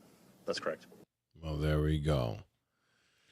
So it's a legit email, folks. It's a legit email. And so what was that hump talking about? Supposedly he's an analyst or whatever, but FBI is confirming it. So now, with that being said, Trump made an interesting statement about the drones. Let me see if I pull this up here. Where is it? Trump and the drones. Let's see. That he's gonna disclose. Yeah. Here. I said then Canada should be a 51st state. A story that's where we are now. A story that kind of disappeared very suddenly. Do you have any idea whatever happened to the drones? What happened to drones? Well, you had said that you knew you thought the government knew what was happening with these drones over New Jersey. There were some by Bedminster. I don't know. They're over Bedminster a lot. So what happened? I'm going to give you a report on drones about one day into the administration, because I think it's ridiculous that they're not telling you about what's going on with the drones. And it's not only with me. Glenn was telling me today that in Virginia they have drones all over the place too, and nobody's reporting it. I don't know why they're not. Do you want to say something about that? Just one quick comment, which is we are home to the largest naval base in the world in Quantico, and we house a lot of the SEAL teams and have a huge national security infrastructure. And now for 2 years running, we have had drone incursion over secure airspace, and we still don't know why. And I think that's absolutely unacceptable. And I think President Trump and the new leadership coming in, I think will work diligently to understand who's behind this and what we do in order to stop the digital surveillance of all of our secure infrastructure. Is it dangerous? Well, I can tell you this. While we were dealing with a terrorist attack in New Orleans, we had drones being flown over our nuclear reactors in Louisiana. And we brought that attention to the FAA. We've been asking the FAA to give these states the ability to mitigate these drones. And it's sitting on some bureaucrat's desk. And that's real. Nobody knows. They don't want to talk about it. Go ahead, Governor. You want to say? I was just going to say we have drones in Wyoming flying over our infrastructure as well. And it's incredibly frustrating that we not only have no way of knowing what it is, but nobody knows how to deal with them. They don't want to talk about it, and nobody knows why. They don't want to talk about it.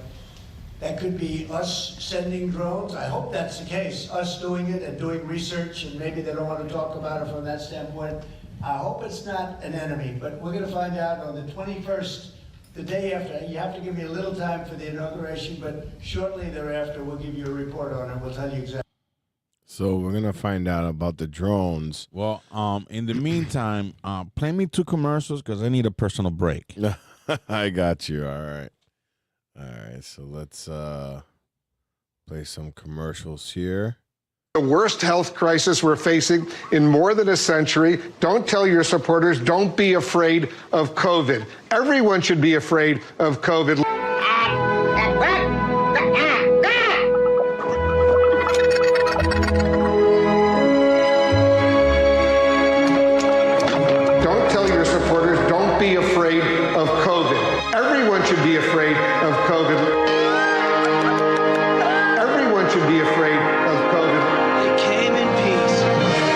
just want to say they gave me Regeneron. We have hundreds of thousands of doses that are just about ready.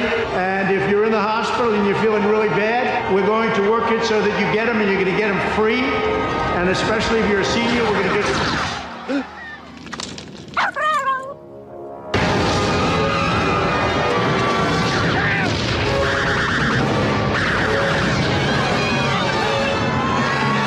Everyone should be afraid of COVID. Everyone should be afraid of COVID. Everyone should be afraid of COVID.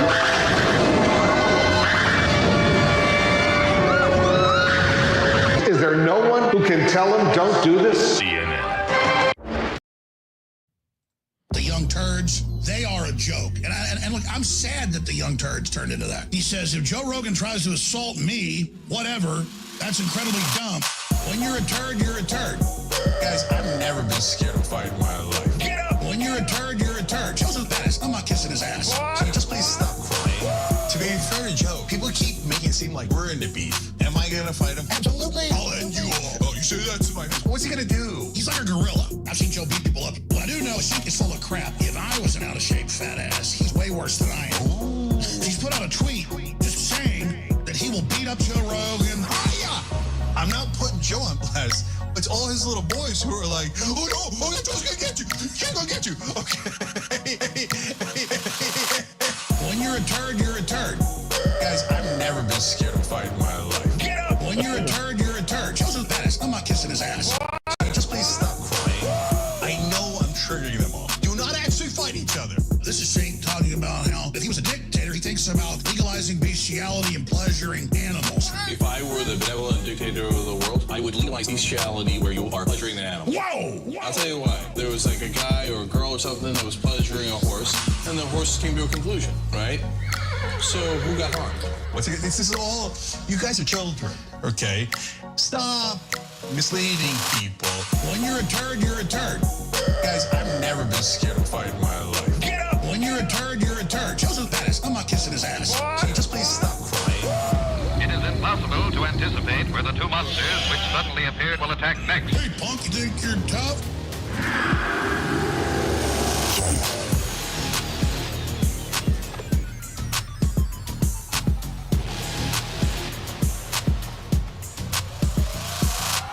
When you're a turd, you're a turd. Guys, I've never been scared of fighting in my life. Get up! When you're a turd, you're a turd. Joe's the baddest. I'm not kissing his ass. So just please stop crying.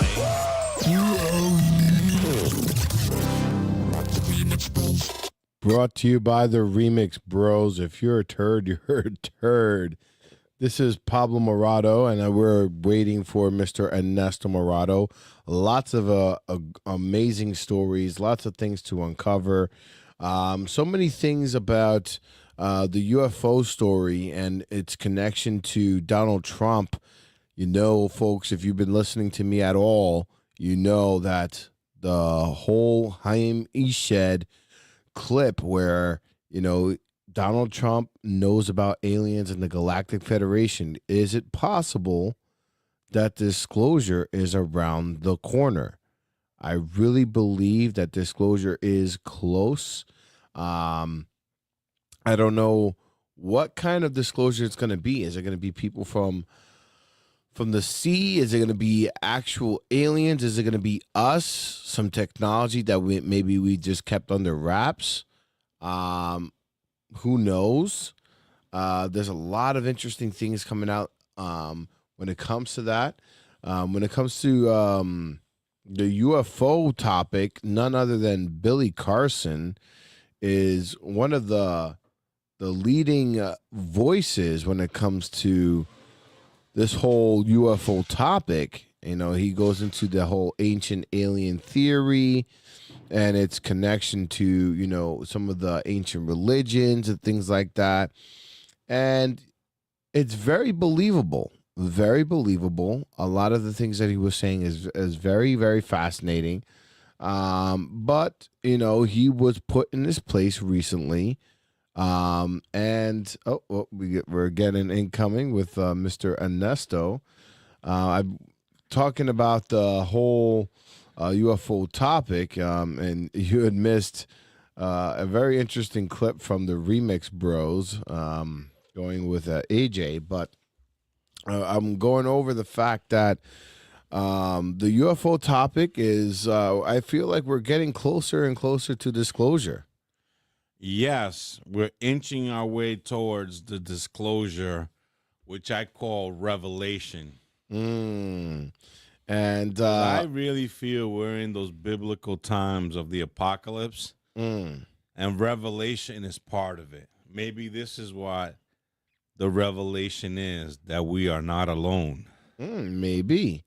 And one of those people that have been hoping to bring disclosure and has been reporting on UFO topics is Mr. Billy Carson. And the ancient he's alien. the one that he's really big on that secret rock or object that's hovering above us, and the U.S. government are not touching it or talking about it. So he was in a debate with this guy Wes. Let me see what's his full name here. Is Billy Carson. Is Wes Huff is the guy's name. Mm-hmm. And he is an expert in theology and religion and stuff like that. And I'll just play this clip. Another here. snippet of the debate of Billy Carson and Christian Wesley Huff, where Billy's called out for using fraudulent documentation as his source of information. For the full 2-hour debate, you can go to Wesley Huff's YouTube channel. The book of Jesus' wife, which is at the Harvard Seminary, a little controversial, but they claim that this is an accurate record that Jesus may have even been married, which then that's true. It adds more to the hypothesis that maybe he wasn't crucified. So the Gospel of Jesus' wife is in the Harvard Library. However, the reason we know it's also not legitimate is because even though the manuscript, the papyrus that it's on, was carbon dated to the 4th century, the text was actually copied from a PDF version of the Gospel of Thomas known as Grandin's Interlinear. And there was a mistake in the Coptic text of Grandin's Interlinear that was copied into the Gospel of Jesus' wife. We can tie it directly to not copying from an ancient text, but actually copying from an online version of the Gospel of Thomas in a PDF form. I think we need to make sure that we're going toward not just early sources, but actually credible sources. And unfortunately, neither the Gospel of Barnabas nor the Gospel of Jesus' wife are credible sources and agreed upon by not just the vast majority of scholarship, but I don't know anybody in the field of papyrology, paleography, historiography who actually refers to these documents as being legitimate. Wow, he blew him up there. Yeah, so that was just only one of the few things that he mentioned, and let me see if I can find the big Barnabas. one. They're saying that these are passages from the Barnabas Bible or the Barnabas Gospel, I believe. Gospel. Yeah. So Billy Carson, let me see. Gospel, let me see. I gotta brush up on my Bible studies. I don't remember the Barnabas Gospels. So let's see. Is that in the Bible? And so if we're relying on something, I don't know for sure. I think that's like one of these lost gospels that are not the ones that were excluded Yeah. from. Okay, like the way the Book of Enoch. Right. Okay. So let's see here. There's one. Let's see if I can find it here.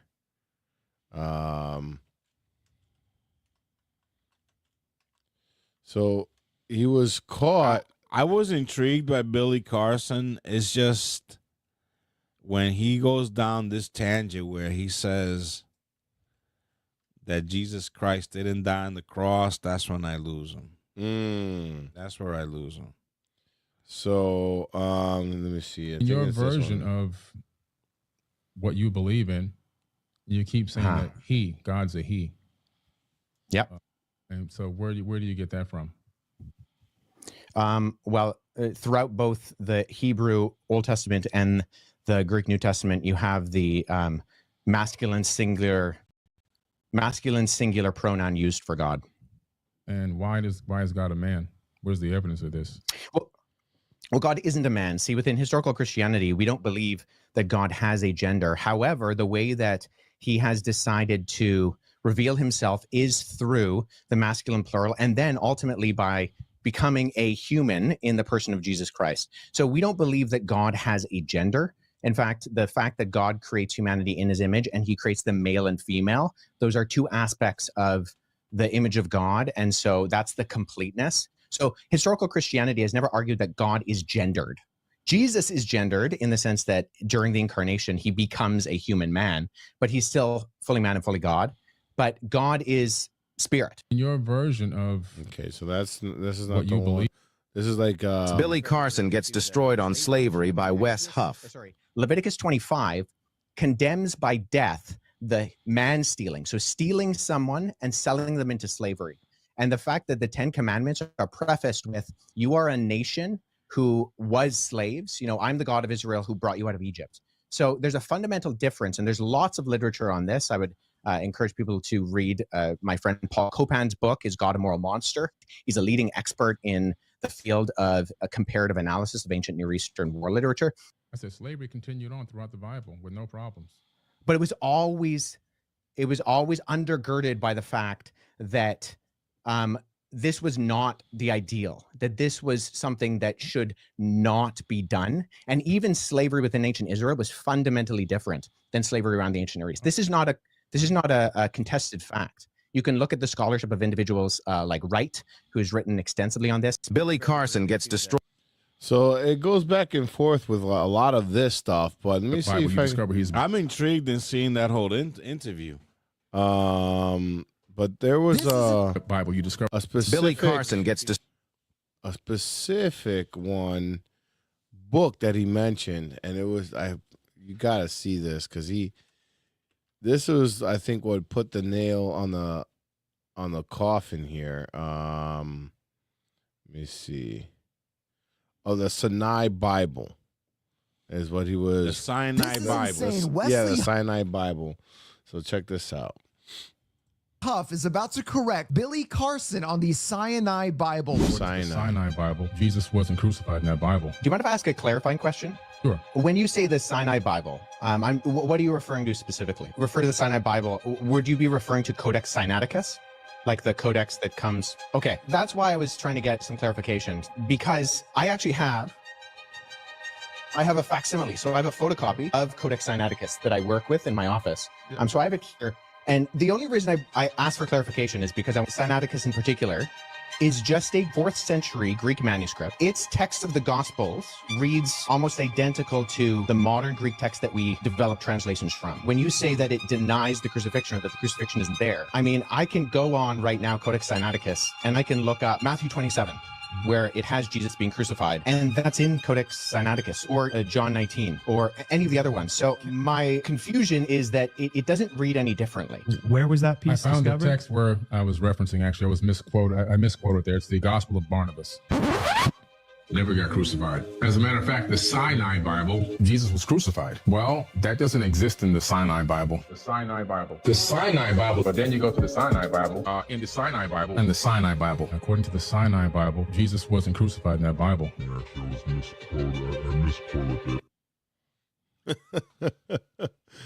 So yeah, he got busted. He got busted, and then here's the thing, because let's say, okay, you're wrong, right?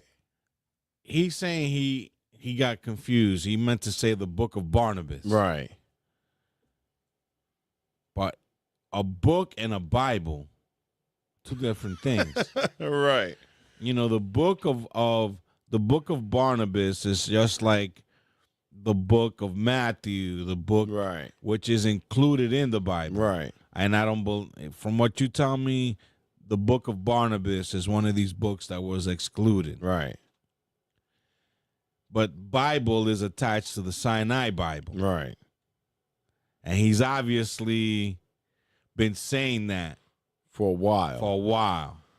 And Come on, dude. And then you got busted. Billy Carson is attempting to sue me. For those of you who don't know, I was invited to interact with Billy on a podcast that he agreed to come on. It was not his podcast, where he was notified beforehand who I was and what we'd be talking about. After that debate took place, Billy attempted to suppress the footage. That didn't really work. I've released clips from that conversation. Well, Billy does not want you to see those clips and has sent me a cease and desist letter. I was really hoping that this could be an opportunity for Billy to learn, to see the major errors that he's been repeating and turn this into a learning experience. I even offered to follow up with Billy in order to show him how and where he could find accurate and credible resources in order to make sure that what he was saying was verifiably correct going forward in the future, so he and his audience could learn and proceed knowledgeably. Billy did not agree. But unfortunately for Billy, agreeing to a debate, losing that debate, and feeling embarrassed about that loss does not constitute legitimate grounds to litigate. Billy, I will agree to all the terms and conditions of the cease and desist letter that you have sent me if you agree to run it back, sit down with me in person, and have another discussion. This is my formal response. So, well, Billy, you got a challenge ahead of you. Yeah. So, yeah, I mean, if you were found wrong, right? You said I'm found wrong a lot of times. I mean, we find out we say certain things, we look it up. Oh, okay, I was wrong. That's the proper response if you're genuine about what you're saying. Yeah, and I find, this is why witness testimony is so flawed. Because remembering, unless you have a terrific memory, you're bound to make mistakes, especially when you're hearing information on the fly, right, or secondhand. I'm a testament to it. I hear one thing, but it's actually another. You understand what I'm saying? Yeah.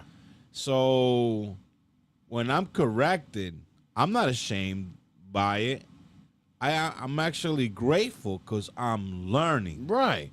And I think that should have been the approach. You should have been like, oh, really? So enlighten me. Where am I wrong with this? Oh, it does show that. Okay, so maybe I made a misinterpretation here.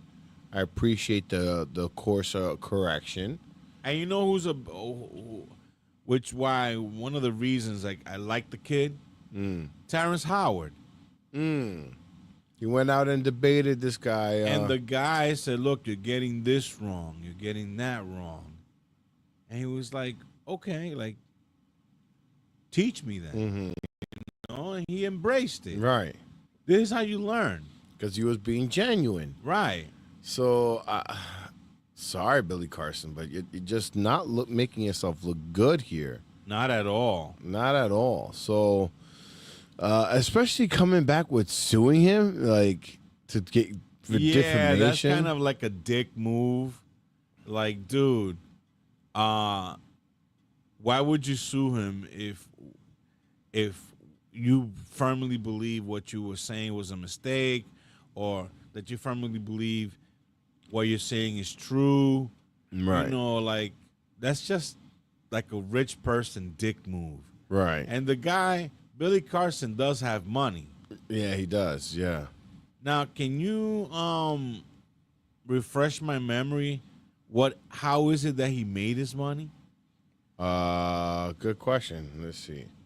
Because supposedly he has like some company on this whole alien technology. I think that's what I heard before. So Billy Carson's primary source of income comes from his entrepreneurial ventures. Forbidden Knowledge, Inc. He founded this company, which focuses on producing and distributing educational content related to ancient civilizations, spirituality, and consciousness. This includes books, documentaries, and a TV streaming network. Authorship, he's an author of a compendium of the Emerald Tablets, a best-selling book. The Emerald Tablets. That explores ancient wisdom and esoteric knowledge. And speaking engagements. Carson is a sought-after speaker at conferences and events where he shares his knowledge and insights on various topics. Oh, I deserve a pow pow for that one. Looks like I'm getting a little sleepy here, so.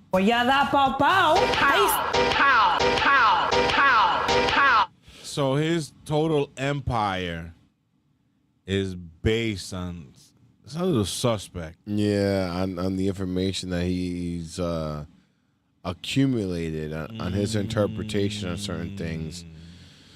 But I mean, that okay, be that as it may, you could have still course corrected, and then that could have easily been a new book. What I've recently found out, a revision where I was wrong, right? And going back to the subject where I was wrong, picking up where I left off. Anyway, that could have been a new thing, a new source of revenue for him. Yeah, and it'll make him even bigger, right? More popular, right? But instead, you went down the suing route, which therefore throws your credibility out. You know, with I the agree. whole. So there's that, and then since we're getting closer to the end here, we are in our. We're picking up heat reflection off the trees. Looking directly overhead, one can see an opening in the trees plus some. This position here, straight ahead, in between. There it is again.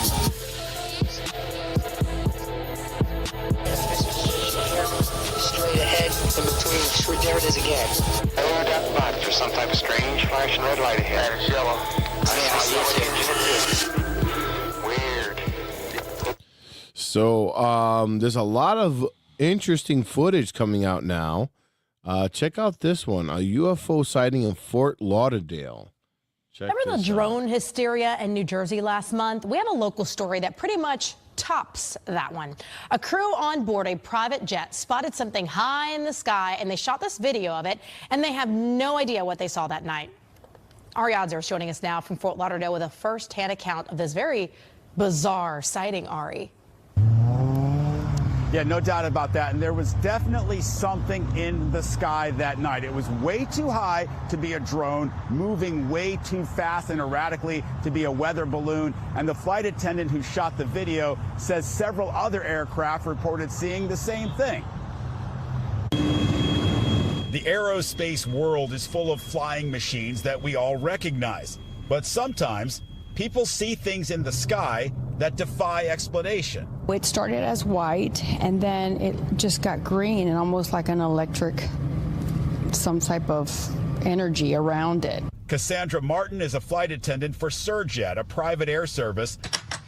On the night of December 23rd, she says she and two pilots were flying back to Fort Lauderdale in an empty jet high over the Bahamas when air traffic control sent a message. When all of a sudden I heard traffic control say, "We have a foreign object, can you please identify?" I looked to the left and pilot saw 3 objects, I only saw 1. And I grabbed my phone and I just pressed it to the window to see if I can get a video of what the object was. I don't know what it was. And then I zoomed in as much as the phone allowed me to. And the object was white. And then it turned slightly green, almost kind of like an electric field around it of some sort. And it stayed with us for about 45 minutes, and then we didn't see it again. And we were about 45,000 feet, and it was way above us. What was the chatter like in the cockpit between you, the co-pilot, and the pilot as to what you were seeing? I think we were astonished, and it was something that you really can't explain, but I don't have the qualifications to know what that is. Having seen her video, what do you make of it? Well, I think the video is compelling. Brian Bender is a defense expert who works with a group founded by military pilots called Americans for Safe Aerospace. Any idea what that could be? So, this video and this testimony rhymes a lot with a number of cases that we heard from military pilots going back even 10 or 15 years. And that is these orbs, or in some cases they call them tic-tacs. They were more sort of oblong in shape, but flying at very high altitudes, but then also being able to maneuver in ways that don't seem to make a lot of sense to us, at least as we know physics. Was it a little bit eerie? Yes, because again, we were pretty high up, and And whatever we saw was even higher than us. And it had the capability just to zigzag and change colors. So that was a little, daunting to say the least. But yeah. So what do you think of this report? This is why I very skeptical when I'm continuously seeing what I believe to be satellites above me on my property. They haven't made erratic movements, I must say, which is why I believe they're satellites. Okay. But something like that from the ground can be reminiscent of a satellite. Yeah, I mean, maybe. No, I should, because you see a plane high up in the air. It's very hard to distinguish that between a star. The only reason that you can tell is an airplane is A is moving, B is blinking. Right. And usually have different color lights. Well, what about this? Check this out.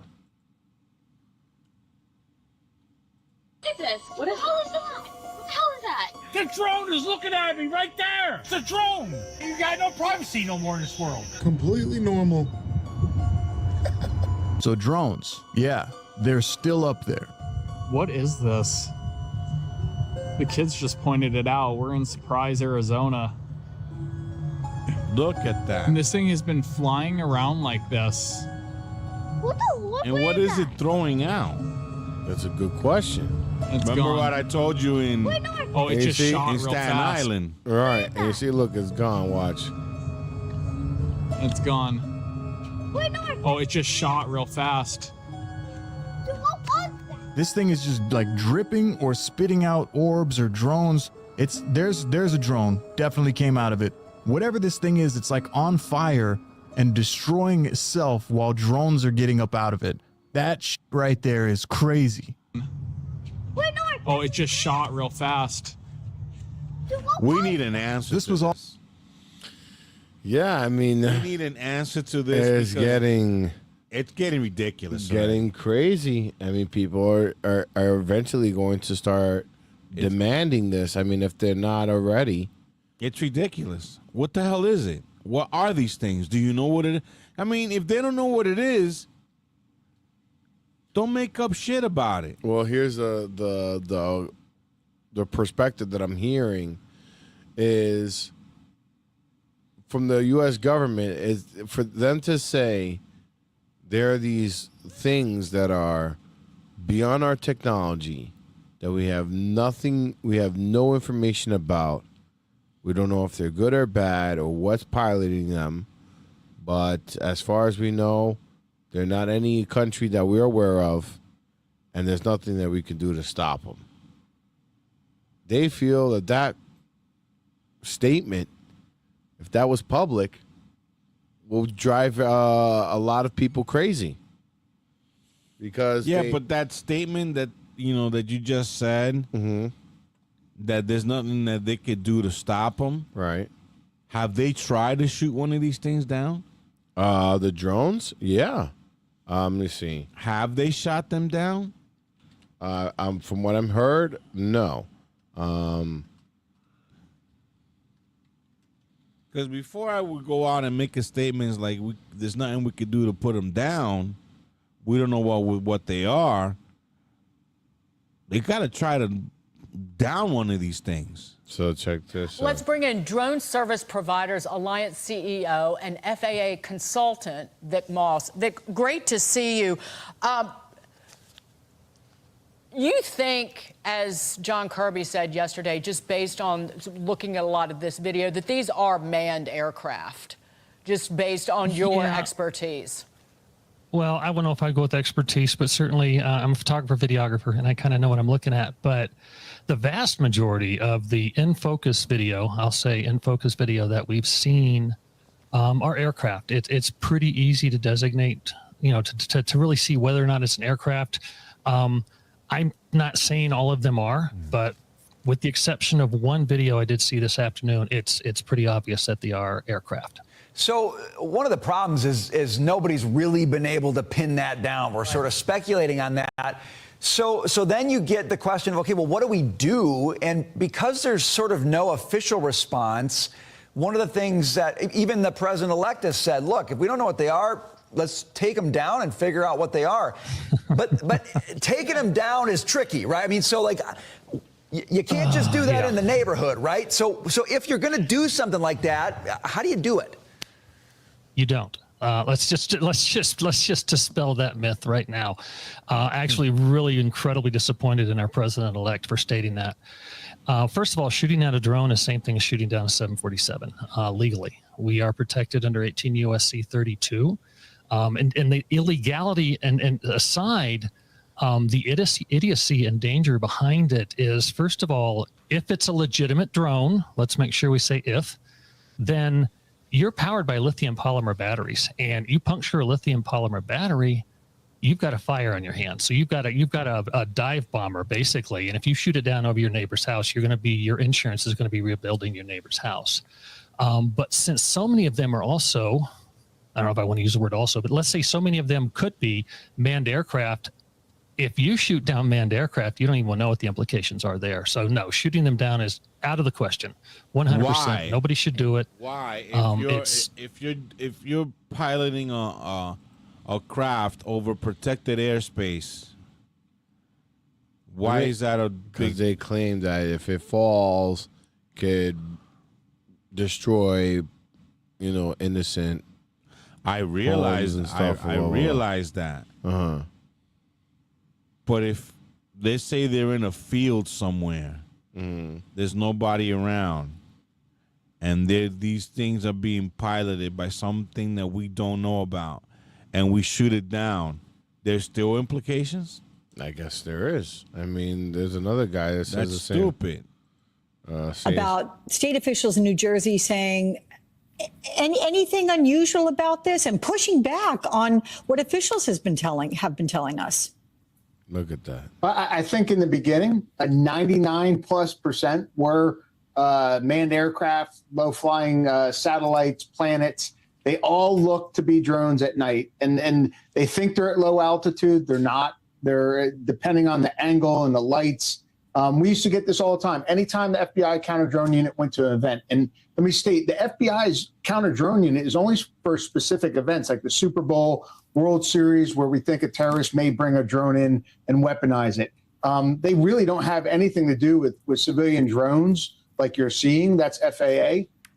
But anytime we told anyone we were there, they'd start looking at the sky like, oh, I see drones. And we had apps that tracked airplanes. And then we actually started bringing stuff to look at planets to figure this stuff out, because people aren't used to looking at the sky. Now, since then, though, with all the hysteria, I guarantee everybody who's got a drone starting to fly them. I grew up in New Jersey. I wasn't, as a teenager in New Jersey, I'd be throwing a drone up and messing with people just to add to the chaos. And I think that's what you're starting to see. Like the shot here with over the soccer goals, those are either low flying or satellites, aircraft at a far off angle that you can't tell. And that's what they're saying is the majority of what you're seeing in the beginning was that. But now that ain't a low-flying satellite.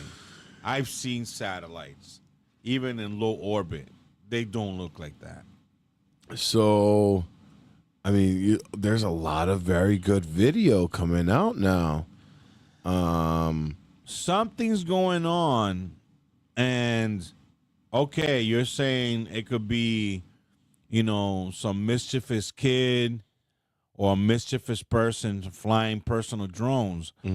But when you're hearing these are car-sized SUV size, not even just a car, SUV sized drones. How many people do you know can go out and buy an SUV sized drone? I don't even think that's something you can buy. So, I mean, and then couple that with erratic movements that can't be explained. A vehicle of that size, just by the rules of the science we know today, is it's not possible. Right. This thing is defying gravity, so it's even going against Newtonian science. Mm-hmm. So, what the hell is it? It's a great question. Is it alien technology that we're not privy to? Is it reversed alien technology that we are privy to, but we don't want to let the public know? Or is it all that coming from another country? I think it's all of the above. I think it's all of them. There's some that are coming from another country. There's some that are. There's gonna be some crazy bastard that's gonna bring one down. Yeah, I wouldn't doubt it. I wouldn't doubt it. It's just, I'm wondering what's that going to be like when it comes to Donald Trump releasing or disclosing the UFO files, because I mean, based Now on the Jaime question- said, he knows. Now the question is, okay, if we go by what that guy said that he knows, that's one thing. Mm-hmm. But what if he doesn't know? Well, if he doesn't know, then that's going to be. Then why? And if he doesn't know, and how credible is it when they say this could be from a mothership coming from Iran and it's based somewhere out in the Atlantic? That's a good question. I don't know.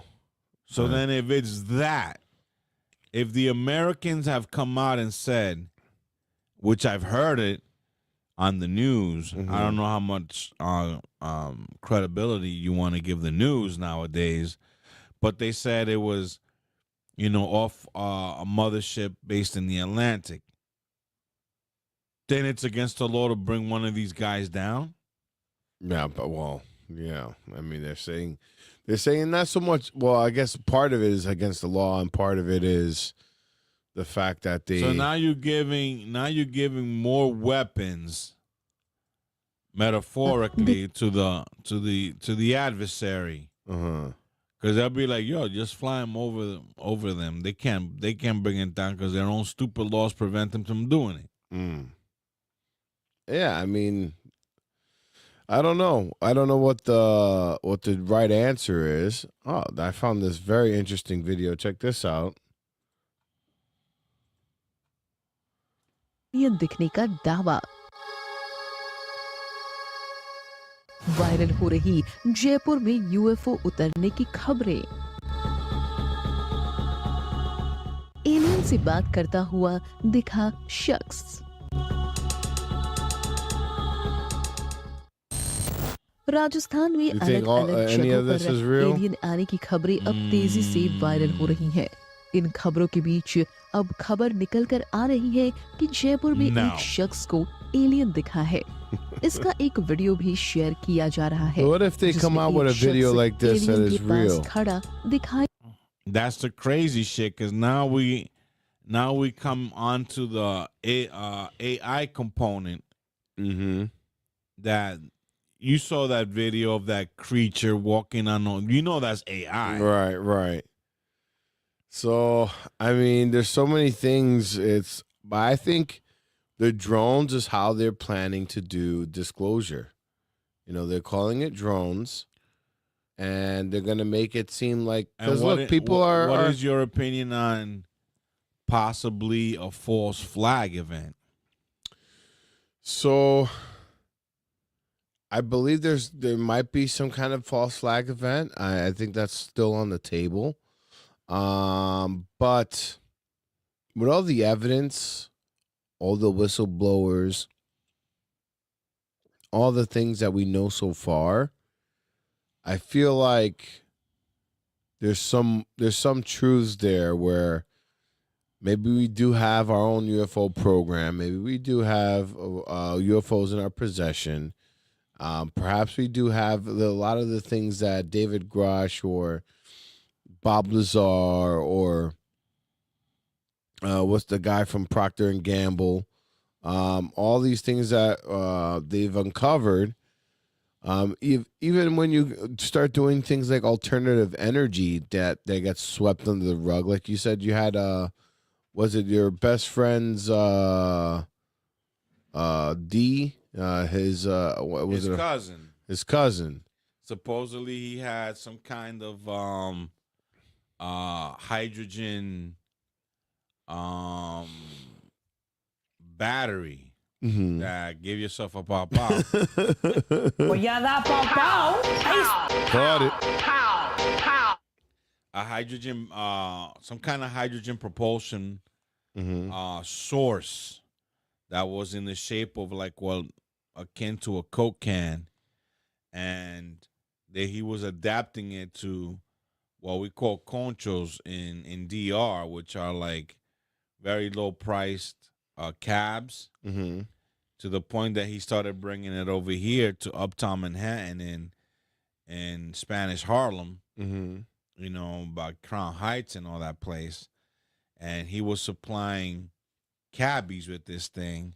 And then one day in Dominican Republic, somewhere in the capital, they knocked on his door, and there were these two guys dressed in black and said, "We're here to confiscate this energy source." And this Men in Black story, I mean, so many people have said that this has happened to them where they've been visited by these men in black. But then you also have Hollywood putting out the Men in Black narrative as well. Right. So I'm wondering if that's part of the whole cult thing, that they got to show you what they're doing before they do it. So I don't know. And I don't know how this ties into it as well. So, because I feel like the UFO. Oh yeah, we left that hanging. I feel like the UFO topic and this drone AI topic, this AI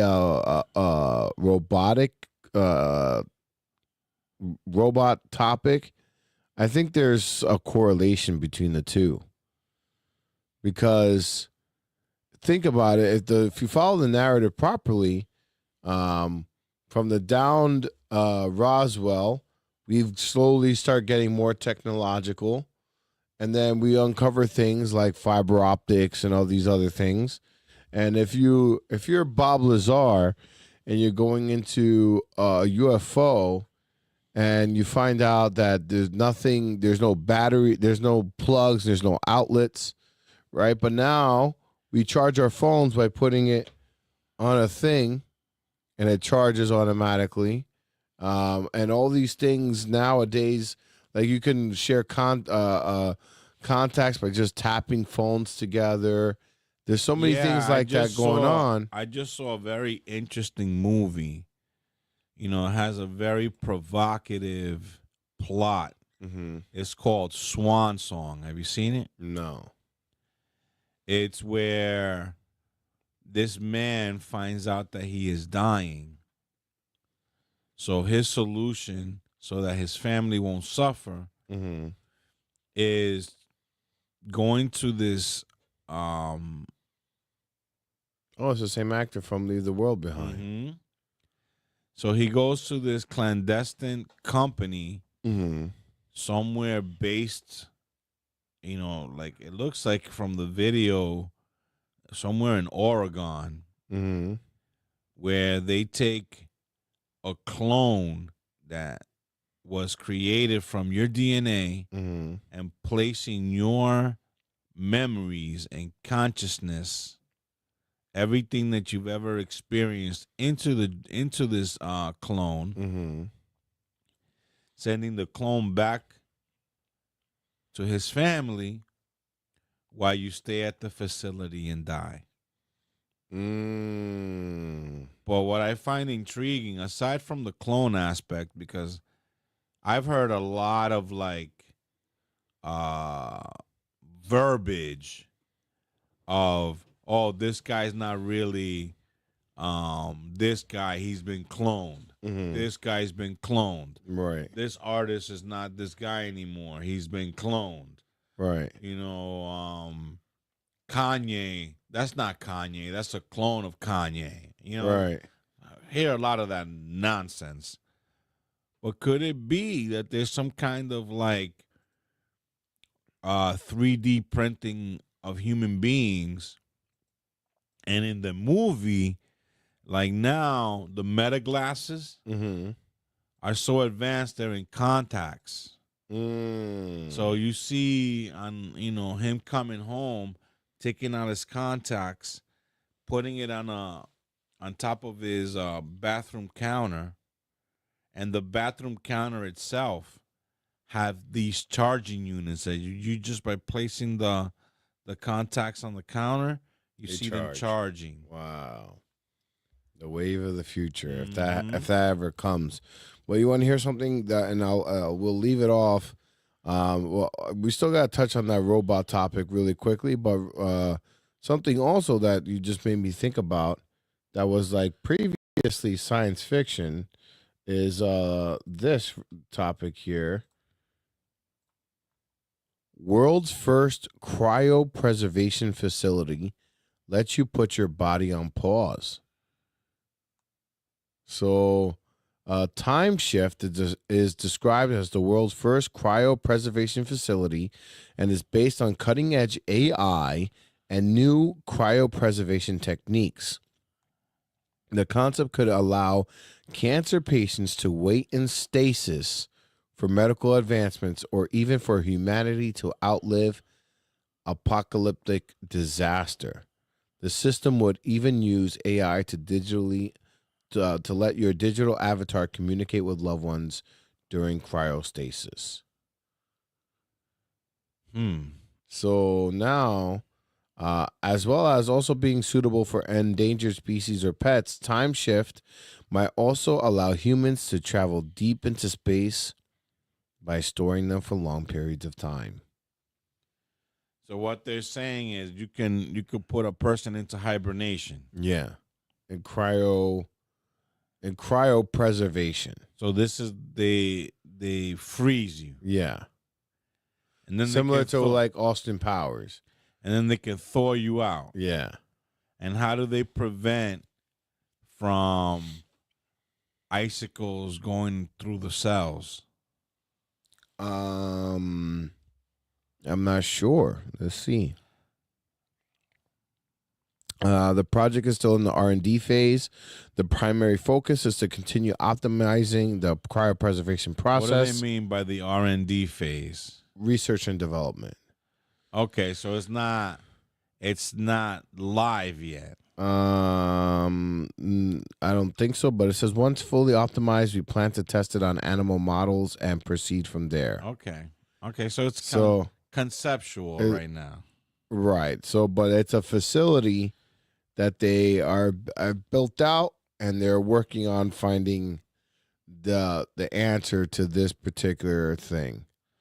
Okay, so let's play this robot thing, and then we go into the ultimate home. All right, so here's NVIDIA. Again, they're makers of chips and software, and this is the new thing that they're following. Let's see here. Humanoid robots. What is your take on this? My friends,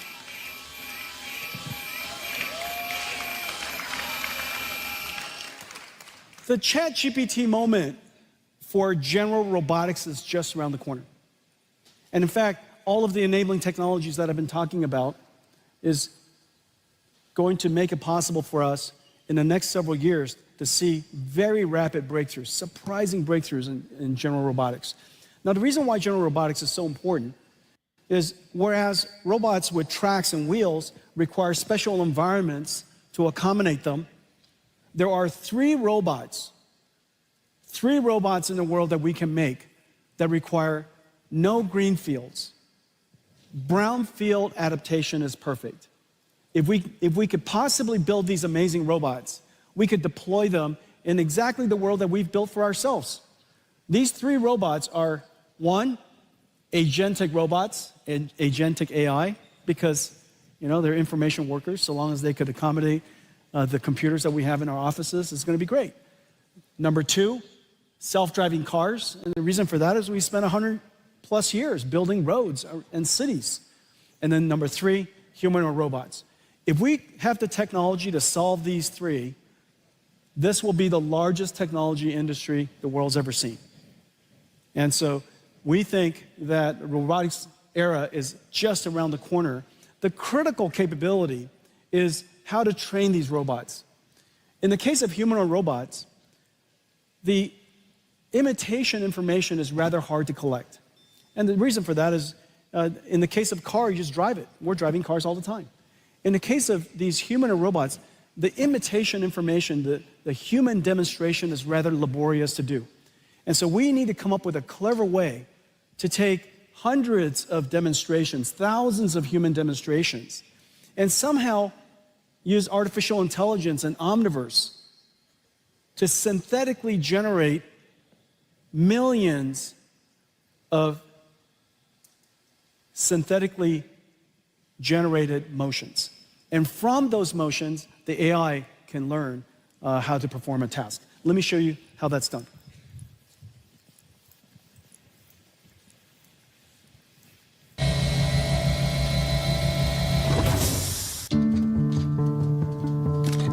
Developers around the world are building the next wave of physical, AI-embodied robots, humanoids. Developing general-purpose robot models requires massive amounts of real-world data, which is costly to capture and curate. NVIDIA Isaac GR00T helps tackle these challenges, providing humanoid robot developers with 4 things: robot foundation models, data pipelines, simulation frameworks, and a Thor robotics computer. The NVIDIA Isaac GR00T blueprint for synthetic motion generation is a simulation workflow for imitation learning, enabling developers to generate exponentially large data sets from a small number of human demonstrations. First, GR00T Teleop enables skilled human workers to portal into a digital twin of their robot using the Apple Vision Pro. This means operators can capture data even without a physical robot, and they can operate the robot in a risk-free environment, eliminating the chance of physical damage or wear and tear. To teach a robot a single task, operators... So what do you think about this? Fascinating. Robotics has really come a long, long way from... I remember being fascinated by the Honda robot. Remember that he walks? Yeah. It looks like it's really come a long way. And I don't know. I think my mind goes to, what if these aliens are these robots that are controlled by some being or entity deep in space? I mean, why send no full body when you can have It makes sense. Maybe they're just part of the non-human biologics. I mean, maybe that's what it is. Probably part of their drone technology. You know, you're not gonna put your species at risk. No, why would you? We do the same thing right now. There's a Mars rover, right, with a helicopter going over Mars. Exactly, which is another topic for another day. You can send a probe to land on an asteroid that's headed near Earth, but you cannot send a ship to the moon to orbit the moon. I don't understand that. It doesn't make sense. But that's a topic for another day. And now it's time for our final segment. Our Turn ultimate off the light. Om. Take a deep breath and I'd like to relax. finish with ohms. This is not a cult or religion. It's just ohms, okay? We're going to relax our breath. This is a meditation pose, lotus pose, whatever you want to call it. Don't be afraid of your own voice. You're in your house, make some sound, no one cares. You're basically massaging the central nervous system, which, trust me, needs massaging.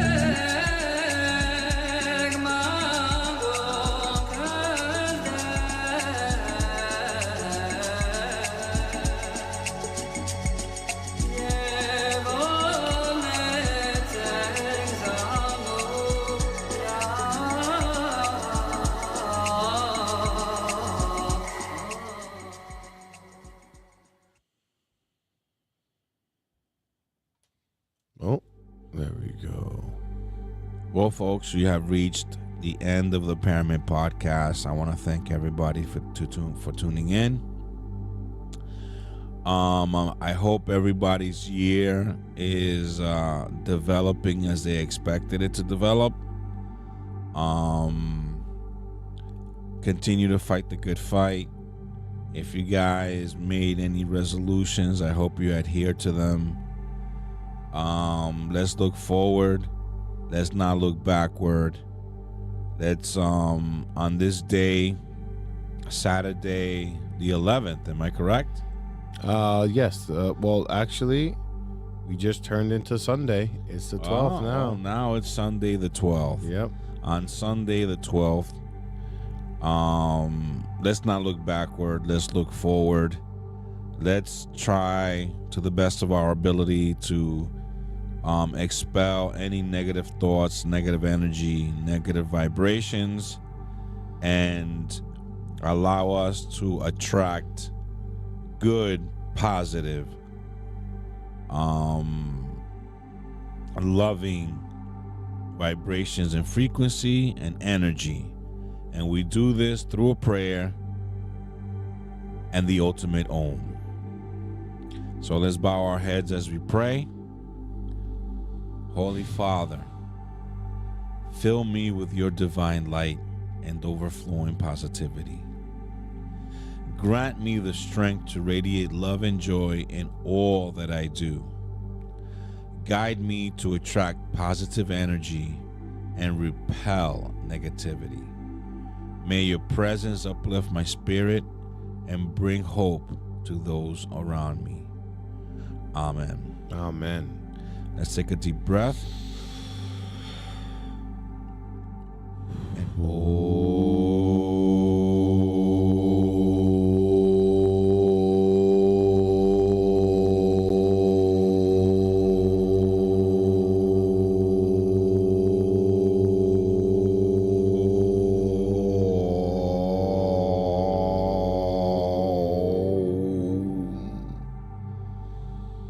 exhale. Getting rid of all that toxic energy, all that negative energy, and let's attract positivity, love, abundance. Folks, this is Anesto Morado. And this is Pablo Morado. Remember, if the universe is infinite, then so are the possibilities. And the paranormal is all around us. You just have to look closely. And I promise you guys, I'm getting calls for more ghost stories, more paranormal stuff. You know, I understand the politics gets tiring. I promise you that this year we're going to bring you some good ghost stories. In a couple of weeks, we're going to take a trip out to Mystic, Connecticut, and gonna go into a haunted restaurant. So let's see if we see something. My wife and I got a plan to go out there. You know, I'll give you a report. We're gonna dive in more into the alien phenomena and, you know, this paranormal world that we live in. That's right. That's right. And dig into our roots and all the things and topics that we, as well as you, enjoy. Thank you so much for being part of the podcast. Don't forget to like and subscribe. Yes, remember, we're at Instagram at paranormal.experience. Yep. We're at YouTube at the Paramid Podcast Live. We're on Facebook under Anesto Morado and Pablo Morado, and Substack.Paramid Podcast. Please comment. Please provide content. Please provide videos. Please provide pictures. Anything that can help us solve Are We Alone? That's right. Peace. Keep your eyes up to the sky. Until next time. All right. Till next Bye-bye. time, folks. Bye-bye. The Illuminati, people say, is a troll. It's not a troll. What? Well, I mean, it's based on like a factual organization, the Bavarian Illuminati. It's like it's a branch of the Freemasons. Yeah. And the Masons have all kinds of weird fucking like signals they send to each other to let them know what's going on. Like baseball. Baseball's a troll. Well, baseball's not a troll. I'm just saying it's never an exciting sport, and everyone just thought it was exciting. Everybody thinks they're playing baseball. They're really just sending Masonic signals. What other